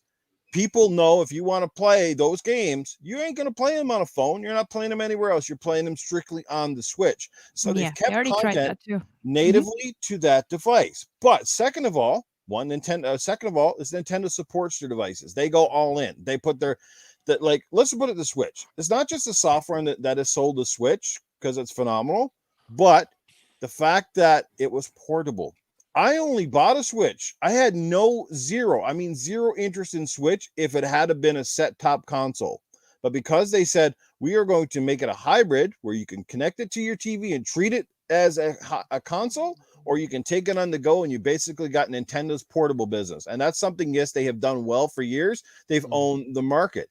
I always just say, if Sony was freaking smart right now, riding this big boom, you know what they would do? They repackage the Vita. I'm not even talking, they don't even have to make a whole new Vita. They could literally buff up the hardware, keep the same design, call it like, say, just like PlayStation something, just repackage that shit. You don't even have to spend $1 billion on R&D. Repackage that crap, sell it some great games, because the Vita was phenomenal. Yes, Vita's it was. only problem was that they stopped supporting it because but the market's changed a lot since Vita came out. That was the thing. There was a big shift in the market, and the Vita was just in the wrong spot at the wrong time. They didn't capitalize on it. They had some great stuff Load from it the start. properly. They had issues with the SD. It was an expensive SD card and stuff. Yes. And it was just the memory card. They were the didn't do it proprietary right. Sony memory. I hate that. Yeah, the memory Nintendo card. is God, porting OLED now. Vita had it when they launched. That's what, 10 years ago or almost. Like this is what I'm saying. Sony could have had a killer with that portable. They had have that a dedicated fan base now. They just have to win everybody else over. Right? I would buy We'll within see. a heartbeat. I mean, I don't know if they're ever going to jump back into it because they got smacked around a little bit, but I did enjoy the PSP a lot more than the Vita, in my opinion, in my experience. But I just remembered that the Steam Deck, I think it has like a little memory SD card as well. So you could put whatever you want in there as well, not just play whatever's on Steam. So that's also very interesting. And I know that's why a lot of people want it. I think of it this way, but I think it's not gonna cost like $300 like if it you want to happened go with the the cell Vita. phone route. True. Apple and Samsung own the cell phone market. Any competitors they own it. Like if you look at the percentages, they own it. But you know what? It does not stop every other competitor from making a phone, right? Huawei, Well, you name for it. the Everybody most still part, keeps bringing them out. you're right. For the Why? most part, but LG just literally clocked out like LG last did year. because Yeah. LG just, and the problem with LG was they were making phenomenal phones. They were spending a lot to make their phones, even Yeah, admitted they were that. making them at a loss. Mhm. They were making great phones, but nobody was buying them because it just, again, it doesn't have that clout. LG just didn't have that clout in the market. But guess what? They're I making have great. one, I but have one yeah. too. R.I.P. They're making great TVs. So they obviously Yeah, decided they to are. just concentrate on the markets that they were doing well in, and where Yeah. you saw Sony shift, where Sony used to be a big TV thing. It was everybody back when I was growing up, man. If you had a Sony Trinitron, you were living like you had the TV, and now it's like, Everybody I know loved the stereo and the Walkman stereos, and all that. CD players. Yeah. So like I I'm got the saying, earbuds. Microsoft could do They're it. You sick. get the earbuds, right? Mm-hmm. Microsoft could do well, but they'd have to promote it very and they'd have to offer something on that handheld that basically you weren't going to get with other things, is what they would have to do. Again, and they don't, because of their background, they could partner with somebody and easily build something that would be a set top, and I think fans would buy it. A good portion of fans would buy it, because you'd probably rather have something that was, say, marketed and endorsed solely by Xbox, with sort of that Xbox feel, as opposed to buying all these funny contraptions that hopefully that work with your phone. I still don't think that they should. Earmuffs. I still don't think that they should, and I don't think that they will. I'm just saying that if they did, I think fans would buy it, because the market has changed. We'd have another delivery device for, again, for Game Pass and their service that way. Because I mean, they haven't stopped them from making consoles. They could easily right now jump out of the console market and say, you can play it on everything else if they wanted to. But people love their consoles because they offer an experience that's a little bit different. Usually more of the premium experience or the native dedicated, without all of the funniness. Because that's the thing, right? When you start going into like all these phones and different devices, what's the thing? You got to learn different operating systems. There's setup, there's complications. It's not just easy as sometimes it's pressing a button and go boop, it's in. But I think in due time, you're going to see a lot of the Xbox Game Pass app and stuff are going to be included with all these new smart TVs. It's going to be an app that's probably going to be right there on your new phone. As soon as you boot up your new phone, you're going to see those apps that they have sort of pre-installed. Something tells me Xbox will be partner with Samsung phones or something like that, and that'll be there. So there's plenty of potential. I don't think that they will. I think it's a shame that Nintendo is getting a run of the market there, just because they are pretty much the only guy that decided to kick the doors down in that space, unless you're on portable market. But the portable market is not digging into Nintendo, because Nintendo's still selling these damn Switches like crazy. I mean, people are going out right now and they're clamoring for the OLED. I'm seeing them all over my timeline. People bought the OLED. Just because it's got a better screen or whatever, or it's just the new hotness, right? But unbelievable. But anyway, like I said, small topic that turned into a little bit longer, but anyway, that's my thoughts on it. I think they could make it. I think the first point I made is that the Steam Deck is coming out and it looks like it's going to do well out of the gate. And again, why would they enter the market? They'd be like, man, everybody's going to kick our ass. No, because they got Steam, and Steam is so supported. Well, what about Game Pass? Game Pass in a couple of months may surpass that 30 million, that rumored number we're hearing about. Maybe they're not quite there yet, but boy, when the Game Pass starts becoming bigger and bigger and bigger, the prospects of something like that become more and more attractive, at the end of the day. Cool. That is correct. Any further thoughts here? Let's bring I'm gonna bring bring Terri back in here just to see if she's got anything else. I'm gonna just about to scrub for a second here. Let's bring Coolcat Terri back into the picture. What's going on, Terri? Anybody got further thoughts? I know you've been sitting on the back sidelines here. We pretty much covered it, and I just want to put a thing real quick, because Shaddai said for Microsoft to stick to what they know. They are with xCloud. They know software, so they're rocking it. They are. Yeah. Absolutely. All righty. Finally, something that she agreed with me. Hey, Cerebral Paul. It only took 20 episodes. I know, right? Damn, it took 20. Cerebral Paul, look us in the chat, man. Joe Dunmore. Joe Dunmore's here. Oh, he's Matty Burns awake. is here. He's awake. Hey, Princess Zelda's here. You know, I don't even have to look at the chat when you tell me that now because I know who to assume it is. You know? Nice. When I say he's here, Dizzy Delta, what's going on? Princess Zelda here. Princess Zelda, just want to tell you, I love the little hand puppet you did for the podcast Friday. It was great. It was very cute, very cute. Love some of your answers too. So. Great stuff. Hey, look at that. Speaking of the Meg, what the heck is up with that? Meg and Joe, you guys got something going on we don't know about? It's like one comes in, the other one's here, huh? Probably, yeah. There you go. Meg. Mag is badass. King guy. Awesome. Mag, man, he's cracking us all up on his Twitter space. Those freaking videos. One of these days, we have to have Mag on this show. We will. Mag, you hear that? Let me know when you're available, man. I got to get you on Good Morning Xbox, sir. I've been dying to get you here, actually. I think the whole panel is, but you got to let me know when you're available, man, when you don't have to take off. Screw that mad guy. I don't want him here. I want Tony Baloney here. Get him too. It's great. You know, Tony Baloney couldn't do this show. You know, you might be right, Paul. You might be right. People say to me, why is Good Morning Xbox so early? Well, first of all, it works in the morning. And two, I wanted to make it early, guys, simply because I don't tread on everybody else's toes, right? I'm not podcasting over people. I'm not trying to take up anybody's space. I've been very diligent and trying to be as respectful as I can because I do respect a lot of my peers and people in this space. And I know it's not easy because there's so many podcasts out there. At some point, you can't. If we had to try to avoid every podcast, I get it. We'd never have a podcast. Because there's just like a billion of them right now. It's just like when Console Corner was big, Foxy, what was there literally at the time? There wasn't near as many as there are now. Right. Not even close. Right. Yeah. Because I remember when Console Corner goes, maybe I just didn't recognize them all, but my God, like it didn't seem like every time I turned my corner there was a podcast. You know me, I talked to everybody, so there wasn't that many as opposed to now. It's exploded in the last like 3 years. Yeah, and it's awesome. It's awesome because I try to catch them all different times, and sometimes I can't see them all live, but I'll listen to them later. I love listening to different people's opinions, and you guys here are awesome. It's a great way to wake up, and sometimes, hey, I sleep in, or I'm too busy with the dog in the park, but guess what? I'll listen to you guys later. We appreciate it. We appreciate that. People that are live, it's a little special when you're live because I know some of you make the effort to get here.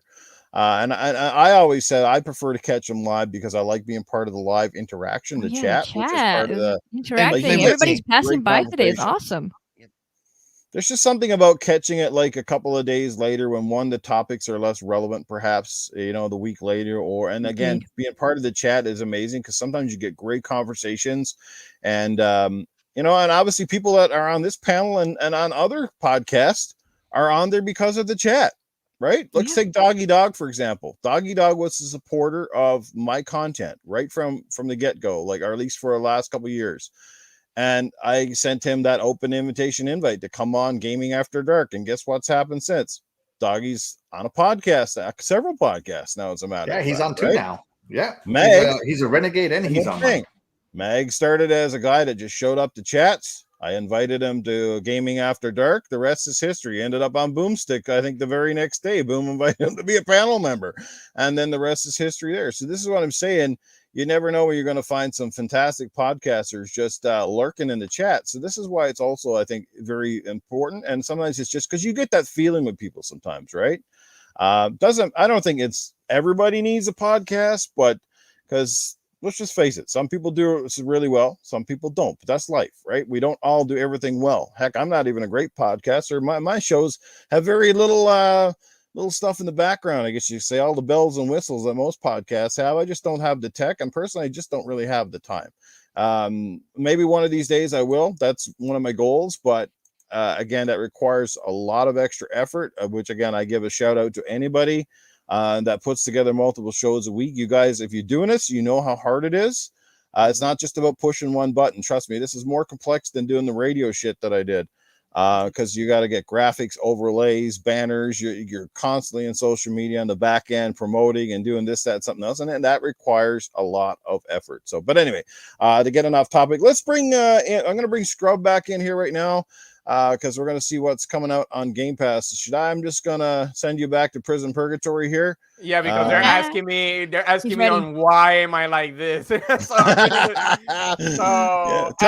them why you're like that. Well, actually, I said not too long ago that if you look it took 20 episodes back that I am upgraded from dungeon to now to a actual prison cell. So pretty much, I guess it looked like a prison if you look on the previous episodes, and now I guess I got stuck because everybody thought I was like, "Where is Shaddai?" It looked like a prison, and pretty much I stuck with it.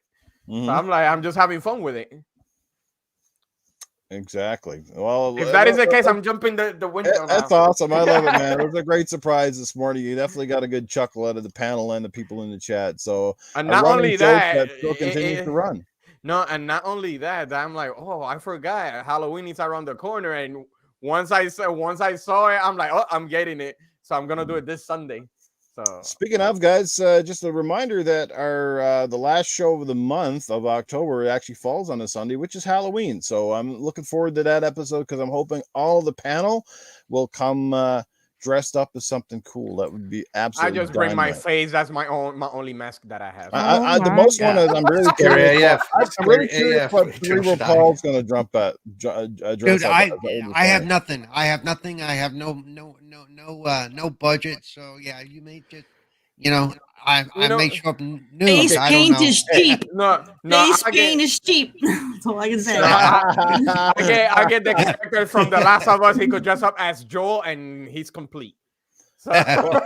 Paul, does you got a paper bag, cut some holes in the top? the unknown comic, the unknown comic from the Gone Show. There you go. Yeah, or get some hairspray and tweak your hair up, and you'd be kind of like the guy version of Frankenstein's wife or something like that.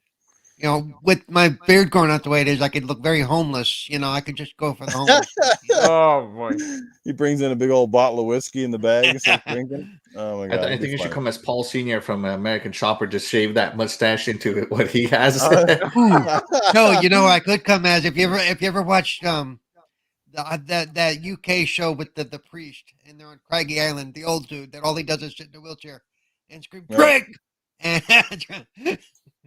yeah, I could do him. Yeah. Father Ted is the name of the show. Yeah. Father Ted. All right, let's bring in let's bring in Scrub Nerd. Scrub, anything coming down the pipe here for Game Pass or leaving any time of games? Obviously, a lot of games came out in the last couple of days, including Far Cry, which people seem to enjoy. So, and your mic is on mute there, Scrubs. Hello. Oh, all right. Pulling up the screen. Pulling out the screen. All right. So, we are going right now. We're going to be on Xbox little internet page just to show what we have here.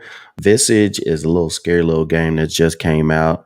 So it's a kind of like a little horror blended in, trying to figure out what's going on. That game's out. Oh, we just talked about Avengers, so a lot of people go, "Oh, I don't like Avengers," but guess what?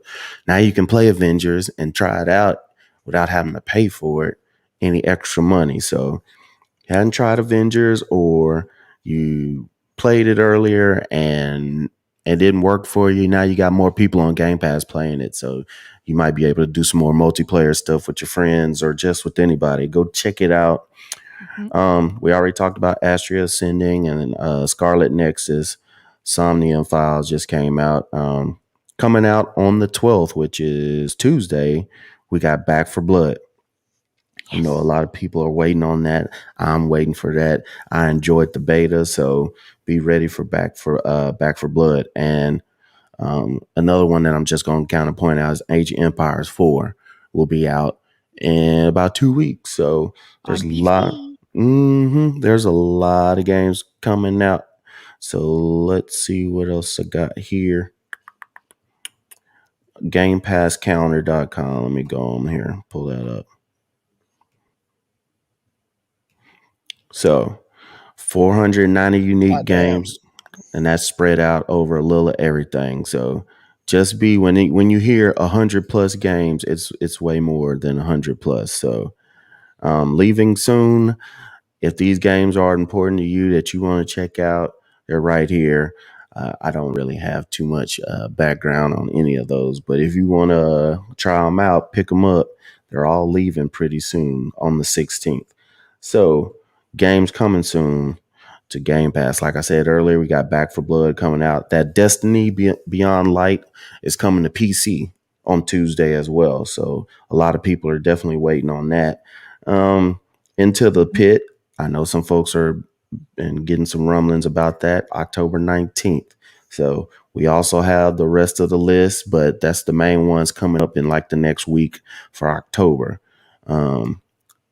Recently added, we have our list and we kind of gone over that. So be able to check these games out. We're on Game Pass Counter .com. It updates as soon as there's an announcement for another game coming. It pretty much updates this list. Also, on your computer or whatever, I like to use this little Game Pass Xbox app because it will highlight everything that's coming on, some stuff you don't want to do, didn't know, like just for October. Here's some scary games you might want to play or some different things to that nature. So there's always something on there. Don't forget, we have EA Play if you have Game Pass. So you have an extensive library of just EA games. So there's always something to play. So that's what I got right now. We can keep on rolling. By the way, real quick, the scary one, Visage or Visage. Yes. Wilmy is the one who turned me on to that. He said it's one of the best horror games he's ever played. For those of you who know Wilmy, he's into horror, and it is a freaky little game, and it's not easy. I'll tell you that because I started it, but it's a cool game. I see a Way Out's on there, and I still need to play that, and I'm looking for someone to come over and play that with. Oh, you and I can do that. Let's do it, Paul. Let's go. Two prison mates getting ready to bust out. It sounds like a game for Eternal Shaddai. He's not here to comment. He's over in the back. Great stuff right there, guys. Yes, Game Pass Counter as well.com. Go check it out. Lots of games. Like I said, man, it's a good problem to have. It's a good problem to have when you got so many games that it's almost overwhelming. But God love the game industry, man. It's come a long ways and continues to evolve in so many forms. So, all right. Who we got up next before we get into probably our final topic of the morning? Does anybody have any other segments they'd like to share with us this week? Axel, Cerebral Paul? Nope. We're all good. And nobody has. We're still waiting on two more profiles before we do the rotation over again. So we have including mine. Sorry about that. Okay, no problem. All right, so let's get into our final topic then of the day before we want to let everybody get out of here, guys. This one should be a nice, fun little topic. Obviously, the movie 007. What the hell is the title on that damn movie? I had it in the thing. No Time to Die. Time to Die, baby. Yeah. I hear lots of good things about it. I love the new 007 movies. I was one of those guys that just honestly, when I first heard Daniel Craig was cast, I'm not going to lie, I was furious. I just I could not picture him in the role, no matter how hard I tried. And I guess it's just because for me personally, I know a lot of Sean Connery fans. He's the Bond, and perhaps always will be. But for me, I think it was Pierce Brosnan was the one that, to me, like I thought Pierce killed it. I love those movies, and then like it was like quite a departure. I mean, every other Bond has kind of been very familiar, and how always had the dark hair, and then you get this kind of blonde-haired actor that didn't have a lot of credentials. Oh, you're one of those guys. You reacted to Blonde Bond. Yeah, the Blonde Bond. Oh. But you know what? Daniel Craig, he just sold it to me. After I saw Casino Royale, I was like, man, he's killing it. He's just got that swagger. He has this believability about him that some of the other Bonds, to me personally, did not have. And I love them. And now I love those movies, Skyfall being my personal favorite of those. But anyway, I guess I'm just going to tie it. It's not really about the movie itself as much as it's just one of the things in the game industry we have seen die off a lot compared to other generations was when a good movie came out or a big movie like this, guess what you see?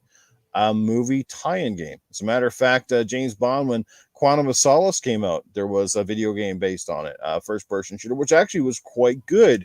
But now we see very few tie-ins. And when they are now, we've noticed that they're not usually related to the movie material. They're usually like based around it. They usually come on the heels of a movie, but they're not directly based on the movies. And I get it for a lot of reasons. So, so I just wanted to know what everybody here, and I hope you had a chance to look at this one in your DMs. What are your top 3 movie-based games that you have always enjoyed? Old, new, whichever. And let's start with our esteemed guest, and we'll go around the circle, and then we'll bring in Shaddai. Lady Foxfire, is there any games that stood out to you? You got to be able to think of at least one. Of course, I'm thinking about them, but nostalgia's a hell of a drug, right? We've heard that before. And the ones I like are the cheesy bad ones. I love the Mario. I love the fucking Mortal Kombat from back in the day. And yeah, those always bring me nostalgia, even though they're pretty bad. And also, I like the new Mortal Kombat movie. That's badass. And I thought they did it really, really well. But I still have a special place in my heart for the one I saw when I was younger. So I know a couple people are cringing right now because they're like, "What, Mario Brothers?" Yeah. Don't judge me, guys. I grew up with it and I loved it. It was beautiful. Well, back then. Now it's just I love laughing at it. I love cringing at it, and it just gives me nostalgia. It reminds me of when I was a kid and stuff. I'm in the exact So yeah, same boat, Foxy. I love yeah, that it's movie for definitely all the wrong Mario. reasons. It's definitely Mario. It's definitely Mortal Kombat. And most Mhm. recently, I love the Sonic movie. I know it's not Yeah. literally like copy paste to any of the games, but it's still like Sonic the Hedgehog. And I really Right. liked that movie recently. I had so much fun watching that in theaters. It was a blast, and I can't wait for the new one that's gonna come out, honestly. Mm-hmm. But yeah, Nice. I mean, for the most part, if you can go into the theater lighthearted and ready for some fun and not take it seriously, I think video game movies are pretty good. The one that I never got to watch, which I'm sure Newf watched it, was the Tomb Raider one. I to this day I still want to watch that. I haven't had the I love it. time. I kind of forgot about it a little bit, but I will watch that definitely. I love Tomb Raider. Now, are you doing you basically did your favorite video game movies as opposed to Right. Yeah, you Movie answered the question game. the opposite way of Opposite way. opposite of what he asked. Yeah, Oh, I wanted was to know asking what- what were your favorite movie-based video games. So a video game Like, based off like a movie. GoldenEye. GoldenEye is a movie Oh, based Yes. video. Oh my god. Mhm. Okay, sorry. My blonde moment is showing. Okay. Okay. I'll think of one right off the top of my head. Yeah, you can Prince of come back if Persia. you need to think on it. No, We can Prince of move Persia. around. Didn't they do that game based on the movie? Remember that No. one? With No, the movie Game first. came Game first. no, when the movie came out with Jake Gyllenhaal, I believe it was. Yeah, but the game I was think- out I on like think- Commodore Yeah, it was on the sands of 64 time. long before Yeah. it Mhm. became a movie. Listen, okay, I got Same somebody name with else- Tomb Raider. Long before it became a movie, it was a game. Okay, you guys go, and then I'll look something up. All Real quick. right, let's go with Paul. Oh, so many. Like GoldenEye, which I named, is probably one of the best. Yeah. The Lego games for their movie tie-in stuff is just Right. great fun to me. I love all the Lego movie tie-in games. Yes. Good one. There, I just took everybody's choices. There you go. Yep. Just, there you go. I'm going to let other people answer because that pretty much nailed it right there. Okay. Mhm. Hey, we might have some of the same ones. I mean, it's obviously there hasn't been a lot of great Right. games based on movies. That's the problem. I mean, in the Trying to help NES me era, find figured one, was okay? in the NES era, every time a movie came out, there was pretty much a movie-based game. Terminator, Friday the 13th. Ooh, Yeah, Batman. there was know. there's Mhm. one company Batman. that I actually looked up that did that's all they ever did was movie tie-in games. Hell, If you look JN. at their back catalog. Yeah. Yeah, claim LG. LGN. Yeah. Yeah, you mentioned the old school Nintendo, and I just remembered Batman. They did the Game Boy games and stuff like that, and the NES game. Yeah, Mhm. there was a tie-in for the old Michael Keaton Batman. Oh, you the gave me game for that. That was a Perfect. good one. I like that one. Scrub. Definitely like the Lego Star Wars games. I definitely enjoyed those, but GoldenEye is another great one. Spider-Man 2 wasn't bad, but but I also have Chronicles of Riddick, and those were basically the games. Because, like I said, most of the ones that are based off the movies, they're just usually they're not good. But those are the ones that stand out in my mind. I think the Lego games, because they're lighthearted, they do them the best. Because especially in the very beginning when none of them talked, it was just like, and you played the match. It had so much humor and lightheartedness in it. You just had to love them. So those are my tie-ins to movie video games that I love. Nice. We got some great people with great stuff in the chat going on too, like Crazy Greek Dude, Ninja Turtles, Lethal Weapon, RoboCop, Titan Drago's in the chat. We knew I heard noisy guy ruffling some feathers in here. Friday the 13th on the Xbox One.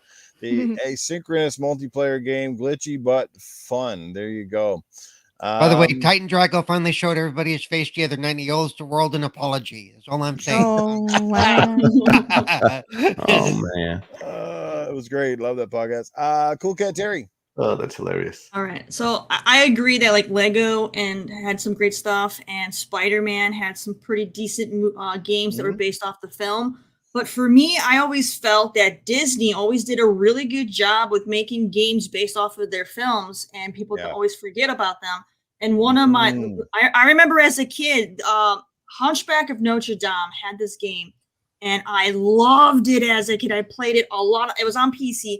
I played the heck out of it. It was just a lot of fun. Had a lot of humor in it because of the gargoyles. There was like this one thing where you had to do it because they were like basically kind of like, circus performers. So there was a lot of comedy with having to do like a lot of mini games and stuff. And I just had a lot of fun playing it. Really enjoyed it. And then another one is TMNT. If you guys remember, I don't know, like 5+ years ago, there was that animated TMNT movie. It was literally just called TMNT. They had a game that was based off of that film, and I 100% of that game. I had a blast playing TMNT. Let me guess, Ubisoft. No, but it was fantastic. It was fantastic. I mean, there's mixed reviews when it comes to both the movie and the game, but I love the movie and I love the game. They were fantastic. But yeah, that was fun. It was a lot of fun, but yeah, no, by far, Disney is highly forgotten. Almost every Disney animated, cartoon that's a blockbuster, they have a game on. Cars, all of them have games, and they're pretty flippin' decent. So yeah, shout out to Disney. They know how they get their money. So yeah, Hunchback of Notre Dame though, like that was. Remember Aladdin? Oh my God, Aladdin was like the hardest game ever made. All right, but anyways, yeah, shout out to Disney. All right. You didn't use the genie? It would have made it easier, make you, go to the last boss, and that would have been it. You know what, Shaddai? Kids are not smart, so shush. All right. But yeah, no, Disney had amazing games. Like I said, yeah. So like Hunchback of Notre Dame, Aladdin, Doggy Dog said Brave. Yeah. Go back to, I think Toy Story. There were a lot of great Toy Story video games, man. So yeah, Disney. Yep. Disney 100% has the best video games based on film. 100%. Give it to Disney. Makes a lot of sense. Absolutely. Axel. Yeah, I'm going to cheat a little bit. I'm going to go off of if the franchise started in the theaters, I'm just going to name some games that I loved. So Star Wars was made in the theaters, and I loved me Knights of the Old Republic. I know it's not a direct movie tie-in, but Star Wars games wouldn't exist without the films. So I'm going to cheat a little bit and go with Star Wars. That's definitely cheating, dude. That's definitely. Hey. Up, down, left, right, EA Star. He asked for movie tie-ins. He asked for movie tie-ins. Not franchise-related stuff. I mean, it's someone yank him out of here. Put him in the back room. I didn't answer. Mute his mic. Mute him. Jesus, so many haters here. GoldenEye, obviously on the Nintendo 64 is a good one. Everybody loved that one. Spider-Man 2 on the PlayStation 2, I believe it was. That was a direct movie tie-in game that was supposed to be with the movie, and it just turned out to be much better. It had more bad guys. It had open world aspect to it. It was the first good Spider-Man game in a long time. Somebody said E.T. Doggy Dog. Why would you do that? Why would you do that, Doggy Dog? Wow. E.T. Hey, you know what? We owe modern video games to the E.T. crash. So E.T. made us know how good quality is in video games. All right, let me think. If I'm thinking direct movie tie-ins, Mad Max comes to mind. Oh, Mad Max. Yeah, Newf mentioned it earlier. Yeah, from Avalanche, Mad Max. Yeah. The South Park, the game. South Park on the N64 was also a lot of fun for me. And yeah, that was fun, especially. But I think that was more based on TV than the movie. The original Mad Max game on NES, based off of the ones that Gibson was in. That was pretty fun. He drove around a car a lot. It was fun. Yes. I'm gonna go with the Two Towers, Lord of the Rings, the Two Towers, the hack and Oh slash. my god, those are good games. That game was fun. Yeah. Oh my gosh. Yeah, There wasn't anything too complicated about it either. It was just a No. typical hack and slash, but it was fun. Yes, And it was. it used the content well, like the way they put it together. Yeah. Yes. So yeah, the Lord of the Rings, the Two Towers. That's that one I'm gonna go with. So those are some of my top games based off of direct movies. You bunch of haters. Nice. Dragons TV said the Matrix games, and were they actually good though? Most of the Matrix games were. I heard good Into the things. Matrix was awesome. Yeah, I heard good things. Okay. Well, at each their own. Like I said, one man's trash, another man's treasure. Who am I to judge? Well, Max Payne, that was a game before it was a movie, though. So Was it? I never Max played Payne, it. Yeah. I never played it, but did anybody like the Riddick game that based off of that Riddick movie? Yeah, I think somebody mentioned Anyone that. like that? Yeah, I've heard a lot of good stuff Yeah, about that bro. game. I I never heard a lot of played good it, stuff so I about don't that know. game. yes. No, the Chronicles of Riddick Escape from Butcher Bay. Oh my God, yes, that's amazing. That wasn't directly tied into the film per se, almost like a continuation, but that, my God, I can't believe everybody missed that one. Thank you for that one. Now I'm gonna pick some old ones. Cerebral Paul took one of mine with obviously GoldenEye because it was such an icon. Just it was a great game in itself. But it was such like for the time it was a trendsetter. It was a great game, and it used like assets and resources from the film and that were recognizable, and that was pretty, that was pretty cool. But I'm gonna bring up one here that people will know. Terry, I think, said something at Aladdin. I remember Aladdin on the Sega Genesis was amazing. But here's a couple of my picks. I'm gonna start off with the Super Star Wars series on the Super Nintendo. Okay, because those games, just for the time, those were amazing. They graphically looked awesome. They used the SFX chip in the Nintendo to do, the speeder and some of the flying scenes, and and that was just amazing. So the Super Star Wars trilogy, essentially, I'll have to say with the first one because it just stood out so much. Super Star Wars, Batman. And I'm talking about Batman the movie game from Sunsoft with Sega Genesis, which was a very hard title to get. Yes. But that was so well done, the recreation of the game. And I remember the little Batmobile, driving the Batmobile was so awesome in that game. That was really, really well done. I love that one. Like I said, I could say GoldenEye and a few other ones. Spider-Man, Amazing Spider-Man 2 from the Xbox and PS2 era was a really well done movie game. Rambo 3 on the Sega Genesis, another one that was done really, really well. Not as accurate, but pretty good. Oh my God, Joe Dunbar said another one. Peter Jackson's King Kong, the launch title on Xbox 360. That was really well done, man. That was a cool game. Yeah, I mean, there's been a lot, but those would be some of mine. And I guess more recently, despite some of the hate it's got, I'm going to have to say the Star Wars Battlefront franchises. Just simply because, especially like the first game, Star Wars Battlefront, because I haven't seen a Star Wars game that recreated, whether you love those games or hate them, the sense of recreation of the Star Wars universe is so well done in those games. Like the graphics blew me away.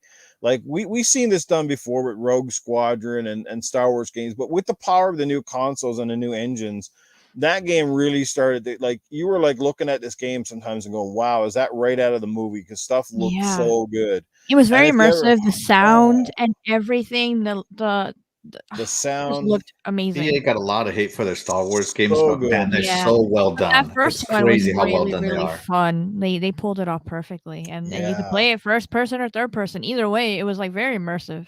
Yes, well done. Like like I said, games that whether you love the game as a game itself, but the fact that they recreated the movies so well, like scenes from the movies, almost put you in there. That's the difference. And especially if you've ever played Battlefront in VR, PSVR, the Battlefront, the whole X-Wing stage. Oh, the squadrons. No, actually, Star Wars Battlefront had a single level. Yeah, PSVR, I believe. Yeah, simply dedicated to PSVR. It took you about 15 minutes pretty much to beat it. But that was just on another level. I said to people, this is as close as any of us will ever get in real life to being in space in an actual X-Wing fighter. It felt that real. That's when that's when VR hit me, and people still naysay VR. But when you play that, if you don't tell me you can't play that in PSVR and not be fucking sorry, but jaw on the floor, I don't believe you. You're full of crap. Okay, because that put my jaw literally. That was the first time in decades I played a game where I went, now this is next level, because an asteroid flying over my head didn't look like it does on a video game screen. It felt and looked like a giant asteroid flying past my X-wing. And the fact you look around that cockpit and it felt like you were freaking in there, that was magic, man. That shit's magic. And that's why it still blows my mind that VR didn't get heavily adopted and take right off. But I'm not going into the VR debate. That's for another day. But like, that's the kind of stuff that reels you in. You're like, and even some of that Batman Arkham, whatever it was in VR, like that was nuts. It was just on another level, man. There's so much potential for VR. It still has to go a long ways yet too, but there's some of that. But that's my movie stuff. I'm kind of rambling off topic. You have to let me redeem myself now. Go ahead. Bring it up. Go ahead. Because I know I'm a dirty blonde, but I'm still a blonde, and apparently I didn't get the question. I failed the test. But you guys have great points, and as you guys were talking, I was getting inspiration, and I was like, oh yes, I love this other game. But I mentioned Batman on the Game Boy and stuff like that based on the movies. Amazing Spider-Man on the 360 was awesome.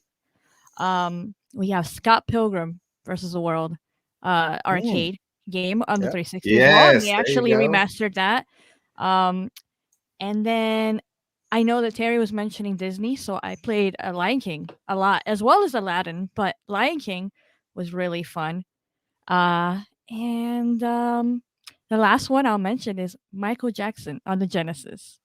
Was it Moonwalker? The Moonwalker, yeah. Oh my God. My brother had that as we were growing up, and I used to play that as well. So that's it. I've done it, people. I did it. Woo! Redeemed. Bravo. Great suggestions, everybody. Wow. There's two things I want to add real quick. Because you were talking about Star Wars. I'm not a Star Wars fan, but I did because I like racing games. There was the pod racing game on the 64. I had so much fun playing that. I think that counts because it was based off the racing scene with Anakin, right? So I think it still counts. So I really had a lot of fun. I had a lot of fun with that one. And then, because we were talking about handhelds earlier, I want to throw in the old Tiger Electronics. I had the Little Mermaid game as a kid. And oh my God, I had a lot of fun. I had a lot of fun with the Little Mermaid, Tiger Electronic game, man. It was so fun. Agreed. I'm not real big on handhelds, but Tiger Electronics was on one. Right back in the 90s, and so it was great. It was great. And anybody ever have the R Zone Tiger Electronic thing? The one where you put over your eye. Anybody have the R Zone? No. Oh no, man. I wanted one so bad when I was younger. Now that I'm older, I'm like, I'm glad I didn't get one. Our eyes would be worse. Yeah, I mean, there was even Star Wars Shadow of the Empire on the N64, which wasn't directly based off of a movie, but like even that was pretty well done at the time. So, Scrub, did you have a chance to jump in on this one? Yeah. I did my games. Right. I'm the only one. Oh, you go ahead, Shaddai. That's what happens when you're behind, backstage. That's it, man. When you're the guy coming out of prison, so you pretty much go last, right? Pretty much. You don't have rights right now, Shaddai. I have to ask permission to actually talk. So, hey, you know what? If you're in prison, you're better off being the last guy in the shower, not the first. Oh no. Yeah. After dark. Not there. Yeah, but before you go, Shaddai, I'm just gonna say I'm about to head out. It's 10 o'clock. Lady Foxfire, thank you for coming out with us, spending some time. Awesome to have you on here. Awesome chatting with you. Yeah, chat. We love you. It's a great show. 20 episodes. Let's make it to 30. Let's go. Like and subscribe. Share it out. I had fun. I'll check y'all on next time. Peace, guys.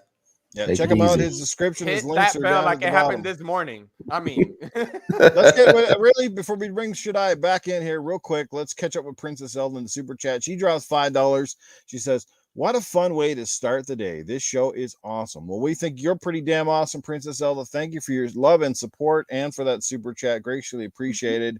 And as I said, as we get into the next few more episodes, hoping to try to drum up some giveaways here real soon. I promise they're coming.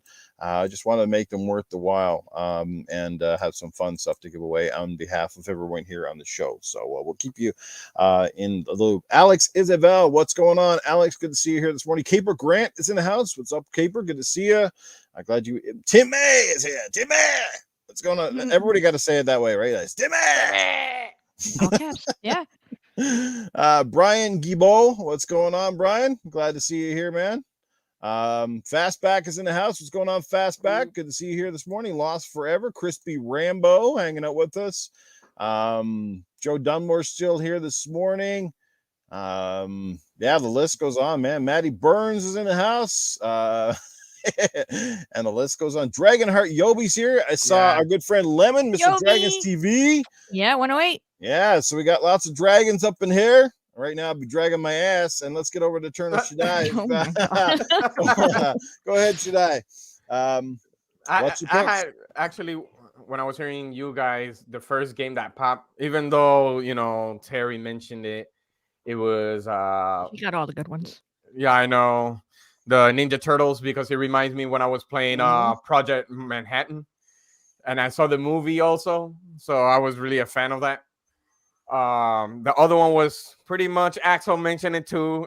I'm a really big fan of Lord of the Rings, and Two Towers, that was on the OG, that was really awesome.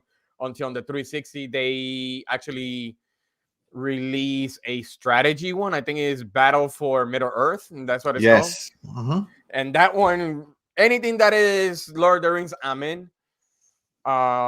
And the last one, which I'm very surprised nobody mentioned it, and I played it on the Nintendo, but it was awful. But I'm like, just because I'm a fan of it, was Ghostbusters. So yeah, there you go. The Master System one was really good. Yeah. So, but then when it came out on the 360, it's a tie-in, but it's not at the same time, because everything is at, it just happened. But Ghostbuster is one of those. Still counts. Good one. Yeah. So yeah, those are the one. Then it came out Spy Hunter, but that's different.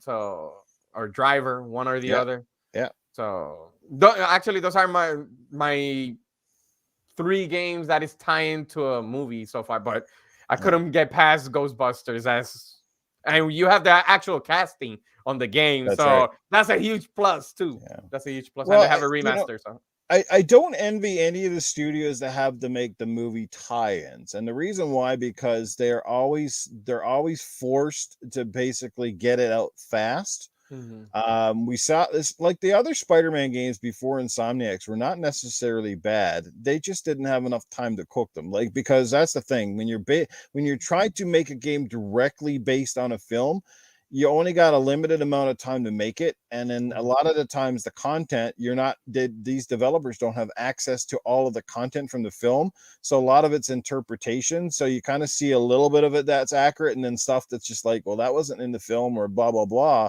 And we saw this notoriously with some of the Spider-Man games. So I don't envy them, because there's a no-brainer. Like, a lot of the games that were based on movies but they weren't direct tie-ins were like really good. You look at, like I said, Chronicle, Escape from Butcher Bay, Chronicle, that Ghostbusters game, because it wasn't tied directly to the film, but it had the actors that were put into a new storyline, which was awesome. So many games like that. That don't have to follow scripts completely. Now, the thing with those Lord of the Ring games, why they were also good, because they came out after, I think, the movies. They weren't right at the release or before the release, so they had the advantage of seeing how the films played out and finishing the game. And I think that made a huge difference. Whereas other studios, they don't have that privilege. So GoldenEye also came out a year after GoldenEye. That's right. Yeah. Oh, wow. Yeah, so those games that came out after benefited from the extra time. Anything that came out during the movie's launch often suffered from a result of that. I even think one of the Beanox developers even kind of alluded to something like that. Like, it's difficult to make those movie tie-in games because of the pressure and the fast pace. Those publishers just like, dudes, make a game based on this movie and get it out. Right, that's it. It's got to drop in and around. Well, that was the problem with E.T. When that game, if anybody's watched the documentary, the guy built that game. What was it? Was it in 1 week? In a week, where normally it was like months. Yep. And he didn't even really know anything about the movie. It was just like Steven Spielberg gave it the green light, and he's like, "Yeah, build this game, and it needs to launch before the holiday." And the guy basically almost did not sleep. Yeah. It was programmed by one guy in 1 week. No wonder it sucked. Right? Yeah, so like there you go, right? Thank God that's kind of gone, but I do Oh kind of boy. miss the movie tie-ins. We don't see many of them now like we did, Oh, the Warriors too. Oh boy. right? And then you see movies based on games, which is goes the other ones as well, you know. Like the Tomb Raider movie, I think was good because it simply tried to stay a little bit truer to the content of the Tomb Raider reboot game as opposed to trying to be something completely different, you know. Yeah, I love the most recent Tomb Raider movie. Yeah, it was good. I It was actually it was was really based impressed. it was based on the relaunch from Crystal Dynamics, and I thought they did a really good job on it. They did. I Yeah. wasn't a fan. No. No, they took too many. They took. Yeah, the ones with Angelina Jolie were good, but my issue with the newest one is there were too many differences where they went astray from the film, and I was like, no, that didn't happen. That didn't happen. That's wrong. That's wrong. So it was just me constantly picking out everything that was wrong with it, which made me hate it. But otherwise, if I hadn't played the game first, I probably would have liked the movie. But because I played that movie to death, that game to death, I knew every little aspect of that game, so everything that was wrong ticked me off. And there was a lot of liberties they took in that film that just Terry must have loved the Assassin's Creed movie. Yeah. No, I didn't even bother to watch that. I was like, that wasn't worth my time. Don't worry. But, If they create Far Cry, you will jump angry. into it. But no, like the film, the newest Tomb Raider film got under my skin because all I could see was all the things that were wrong.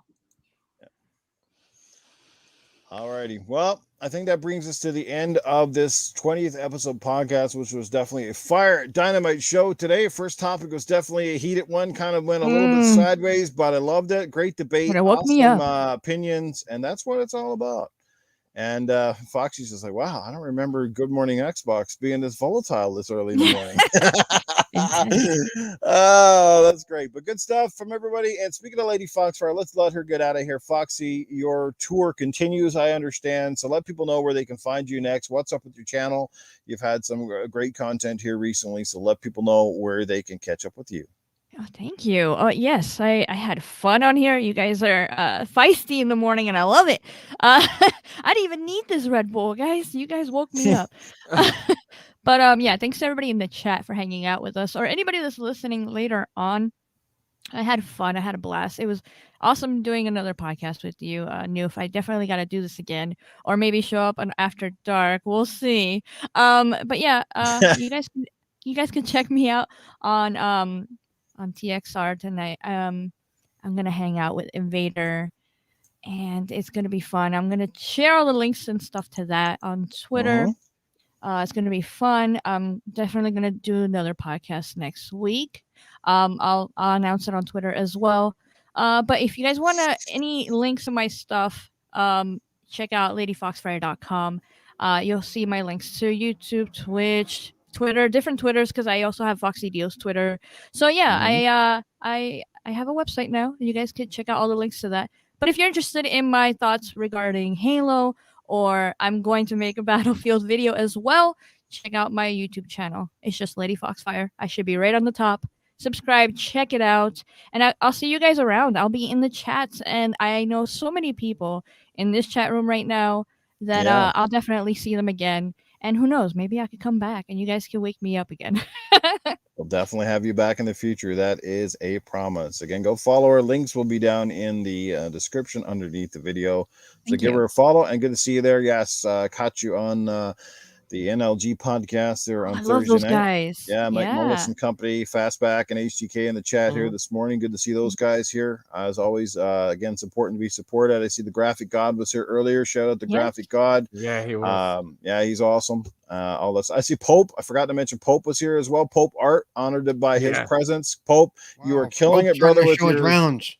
Yeah, he's killing it with those controller designs, bro. All the much love and success to you, man. Ooh. Love seeing everything you're doing and how far you've come in the last few years. You deserve it because the kind of talent level that you have is on another freaking level, dude. You knock it out of the park. You are legitimately like crazy, man. So awesome stuff. So all right, Doggy Dog always with us as well. Gonna see speaking of Doggy Dog, I'll just let him know. Well, I'll get to that when I get to my outro. But let's get over to Axel 1324, who's his two other panel members are in the chat with Princess Zelda and Doggy Dog. So let us know where we can catch up with you and check out that new fine podcast you got rolling. All right. You can find me at Axel1324 on Twitter and on Xbox. You can find me at Axel1324 Gaming here on YouTube and on Twitter. And I do have a podcast every Friday night at 8 p.m. Eastern. Join me, Doggy Dog, and Princess Zelda. We did our first official episode this week. Be sure to catch it on the replay and try to catch us live, even if you hang out for just 10 minutes. We appreciate all your viewers. Yes. And remember, chat, you guys are the real MVP. And it's funny because you laid a super chat down earlier, which I did forget. And now I can't find it. So, I was just saying that Newf Nukem has introduced more podcast panel members than EA has dropped FIFA games. If you want to get you started podcasting, Newf Nukem's your door in, guys. He has launched more careers than you can think of. There you go. What can I say, man? I have a gut feeling and an eye for talent. So there you go. And every once in a while we hear his gut feeling, but he didn't do that. Thank you, Newf. I appreciate that. Yeah. He felt that 2 weeks ago as the microphone. Oh, yes. Yes. And I closed the show on Tuesday night. Yes, he did. Great stuff. Rusty Chainsaw, was it Mag call it? Cerebral Paul. He's also been a very busy man. Lots of podcasts making the rounds. So where can people check out your content? Lots of podcasts and lots of side projects too. Yes. Busy man. You can find me. In fact, I need to have a little talk with Lady Foxfire there, thanks to our other friend, Animated Evil. Which is a good thing because that ties into the show I'm doing. I'm going to focus on find me on Twitter, Cerebral Paul 1. Shows you all the shows I'm on.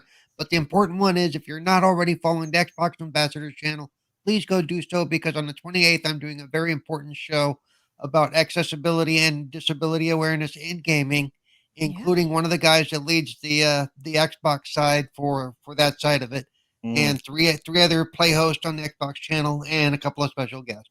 So there you go. Awesome stuff. And that's going to be on the 28th at 3 o'clock to 5 o'clock Eastern time. And that is a Thursday. There you go. All right. Perfect. All right. We got Eternal Shaddai. Very shout out to BitCloud Gaming in the house. What's going on, BitCloud? And Pure Flak Monkey. Pure Flak, I hope you're doing better, sir. Saw your post in the hospital. So wishing you all the best. Get well, whatever's going on. Hope you're back home and able to game it up. Eternal Shaddai, let people know where they can check out you, sir.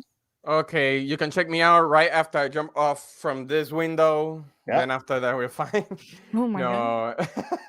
You're going to jump out the window? Yeah. I'm going to see him on the news. By the way, how was everything with the grown women gaming? So we you know.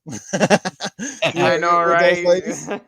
I know. Actually, that I was about to mention that it was actually a great pleasure to actually talk to Lady Foxfire here and the rest of the panel. It was actually, I learned a lot. I really did. Even though I felt outnumbered, but it was... So that's why I'm like, you know what? Change my name to Eternal Shaddai or Shaddai. Because I'm Shaddai? Shaddai, just for the heck of it. But Shaddai Twain, No, I had a lot of fun. And this one I teased him. I asked him since when did he become a grown woman? So. I know, right? He was a gentleman. Yes, I was. Oh, yes, I was. Majority of the time I was quiet, but yes, I was. But it's all his experience in prison. That's what got him to that point. Actually, no, not on that time. Not on that time. But no, it was a great opportunity. I learned a lot from Lady Foxfire and the rest of the panel. Same here. Another great day. Guys, you can find me on Twitter at Eternal Shaddai. Same for the Xbox One console. Also, you can find me on Facebook Gaming doing podcasting in Spanish called Mundo de Mancos. And also, pretty much, I'll be streaming on Twitch at ETE Shaddai, abbreviated for Eternal. So that's where you can all find me, even on Twitter, everywhere. And you can find Eternal Shaddai on Grindr. So. Grinder, Tinder. No, I'm kidding. Eternal Shaddai, that's awesome. All right. Last but not least, no mistaking her for a man, it is Coolcat Terri. All right. First off, I do want to thank Lady Foxfire for being here. I've very enjoyed you being here, and thank you for tuning in on some of my Twitch streams. Of I do course, you're appreciate that. badass. Always have the coolest And then, tunes. all right. So, shout out to all the guests that we've had, pop in, throughout our first 20 episodes here, and to the many more that we'll have down the road. But I will say, Fox, you were my favorite out of all of them. So thank you. And then you guys can catch me over on Twitter at Coolcat_Terri. Go ahead and check that out. I have mostly indie stuff there, but I throw in other random stuff as well. And then I have my Twitch, which is just Coolcat Terri, like you see right here. And I stream pretty much all week long, every day. So you can catch me starting at 6 p.m. Eastern time. I go live, and I play a wide variety of things. I'm currently working on Far Cry 6, and I've been playing Generation Zero, which I showed you guys today, so go play it. It's a lot of good fun. And I've been playing something else. I forgot what it is because I'm all over the app. But go ahead and check out my streams. It's good fun. Yeah, that's pretty much it. Just to keep it short and sweet. All right. And you guys know to find me always in the gutter. It's Newf Nukem pretty much everywhere. Xbox, PlayStation, all that good stuff, guys. Please go, follow, like, comment, subscribe. We appreciate the support to all the chat. You guys are absolutely dynamite. We're on fire again today. Love you all so much. Beyond words. You make this worth the while getting up in the mornings to do this podcast. We'll let you guys, like I said, wouldn't crawl out of bed to do this. But outside of that, big thanks to my awesome, amazing panel. 20 episodes in, a fantastic guest for our 20th episode. Couldn't be any better.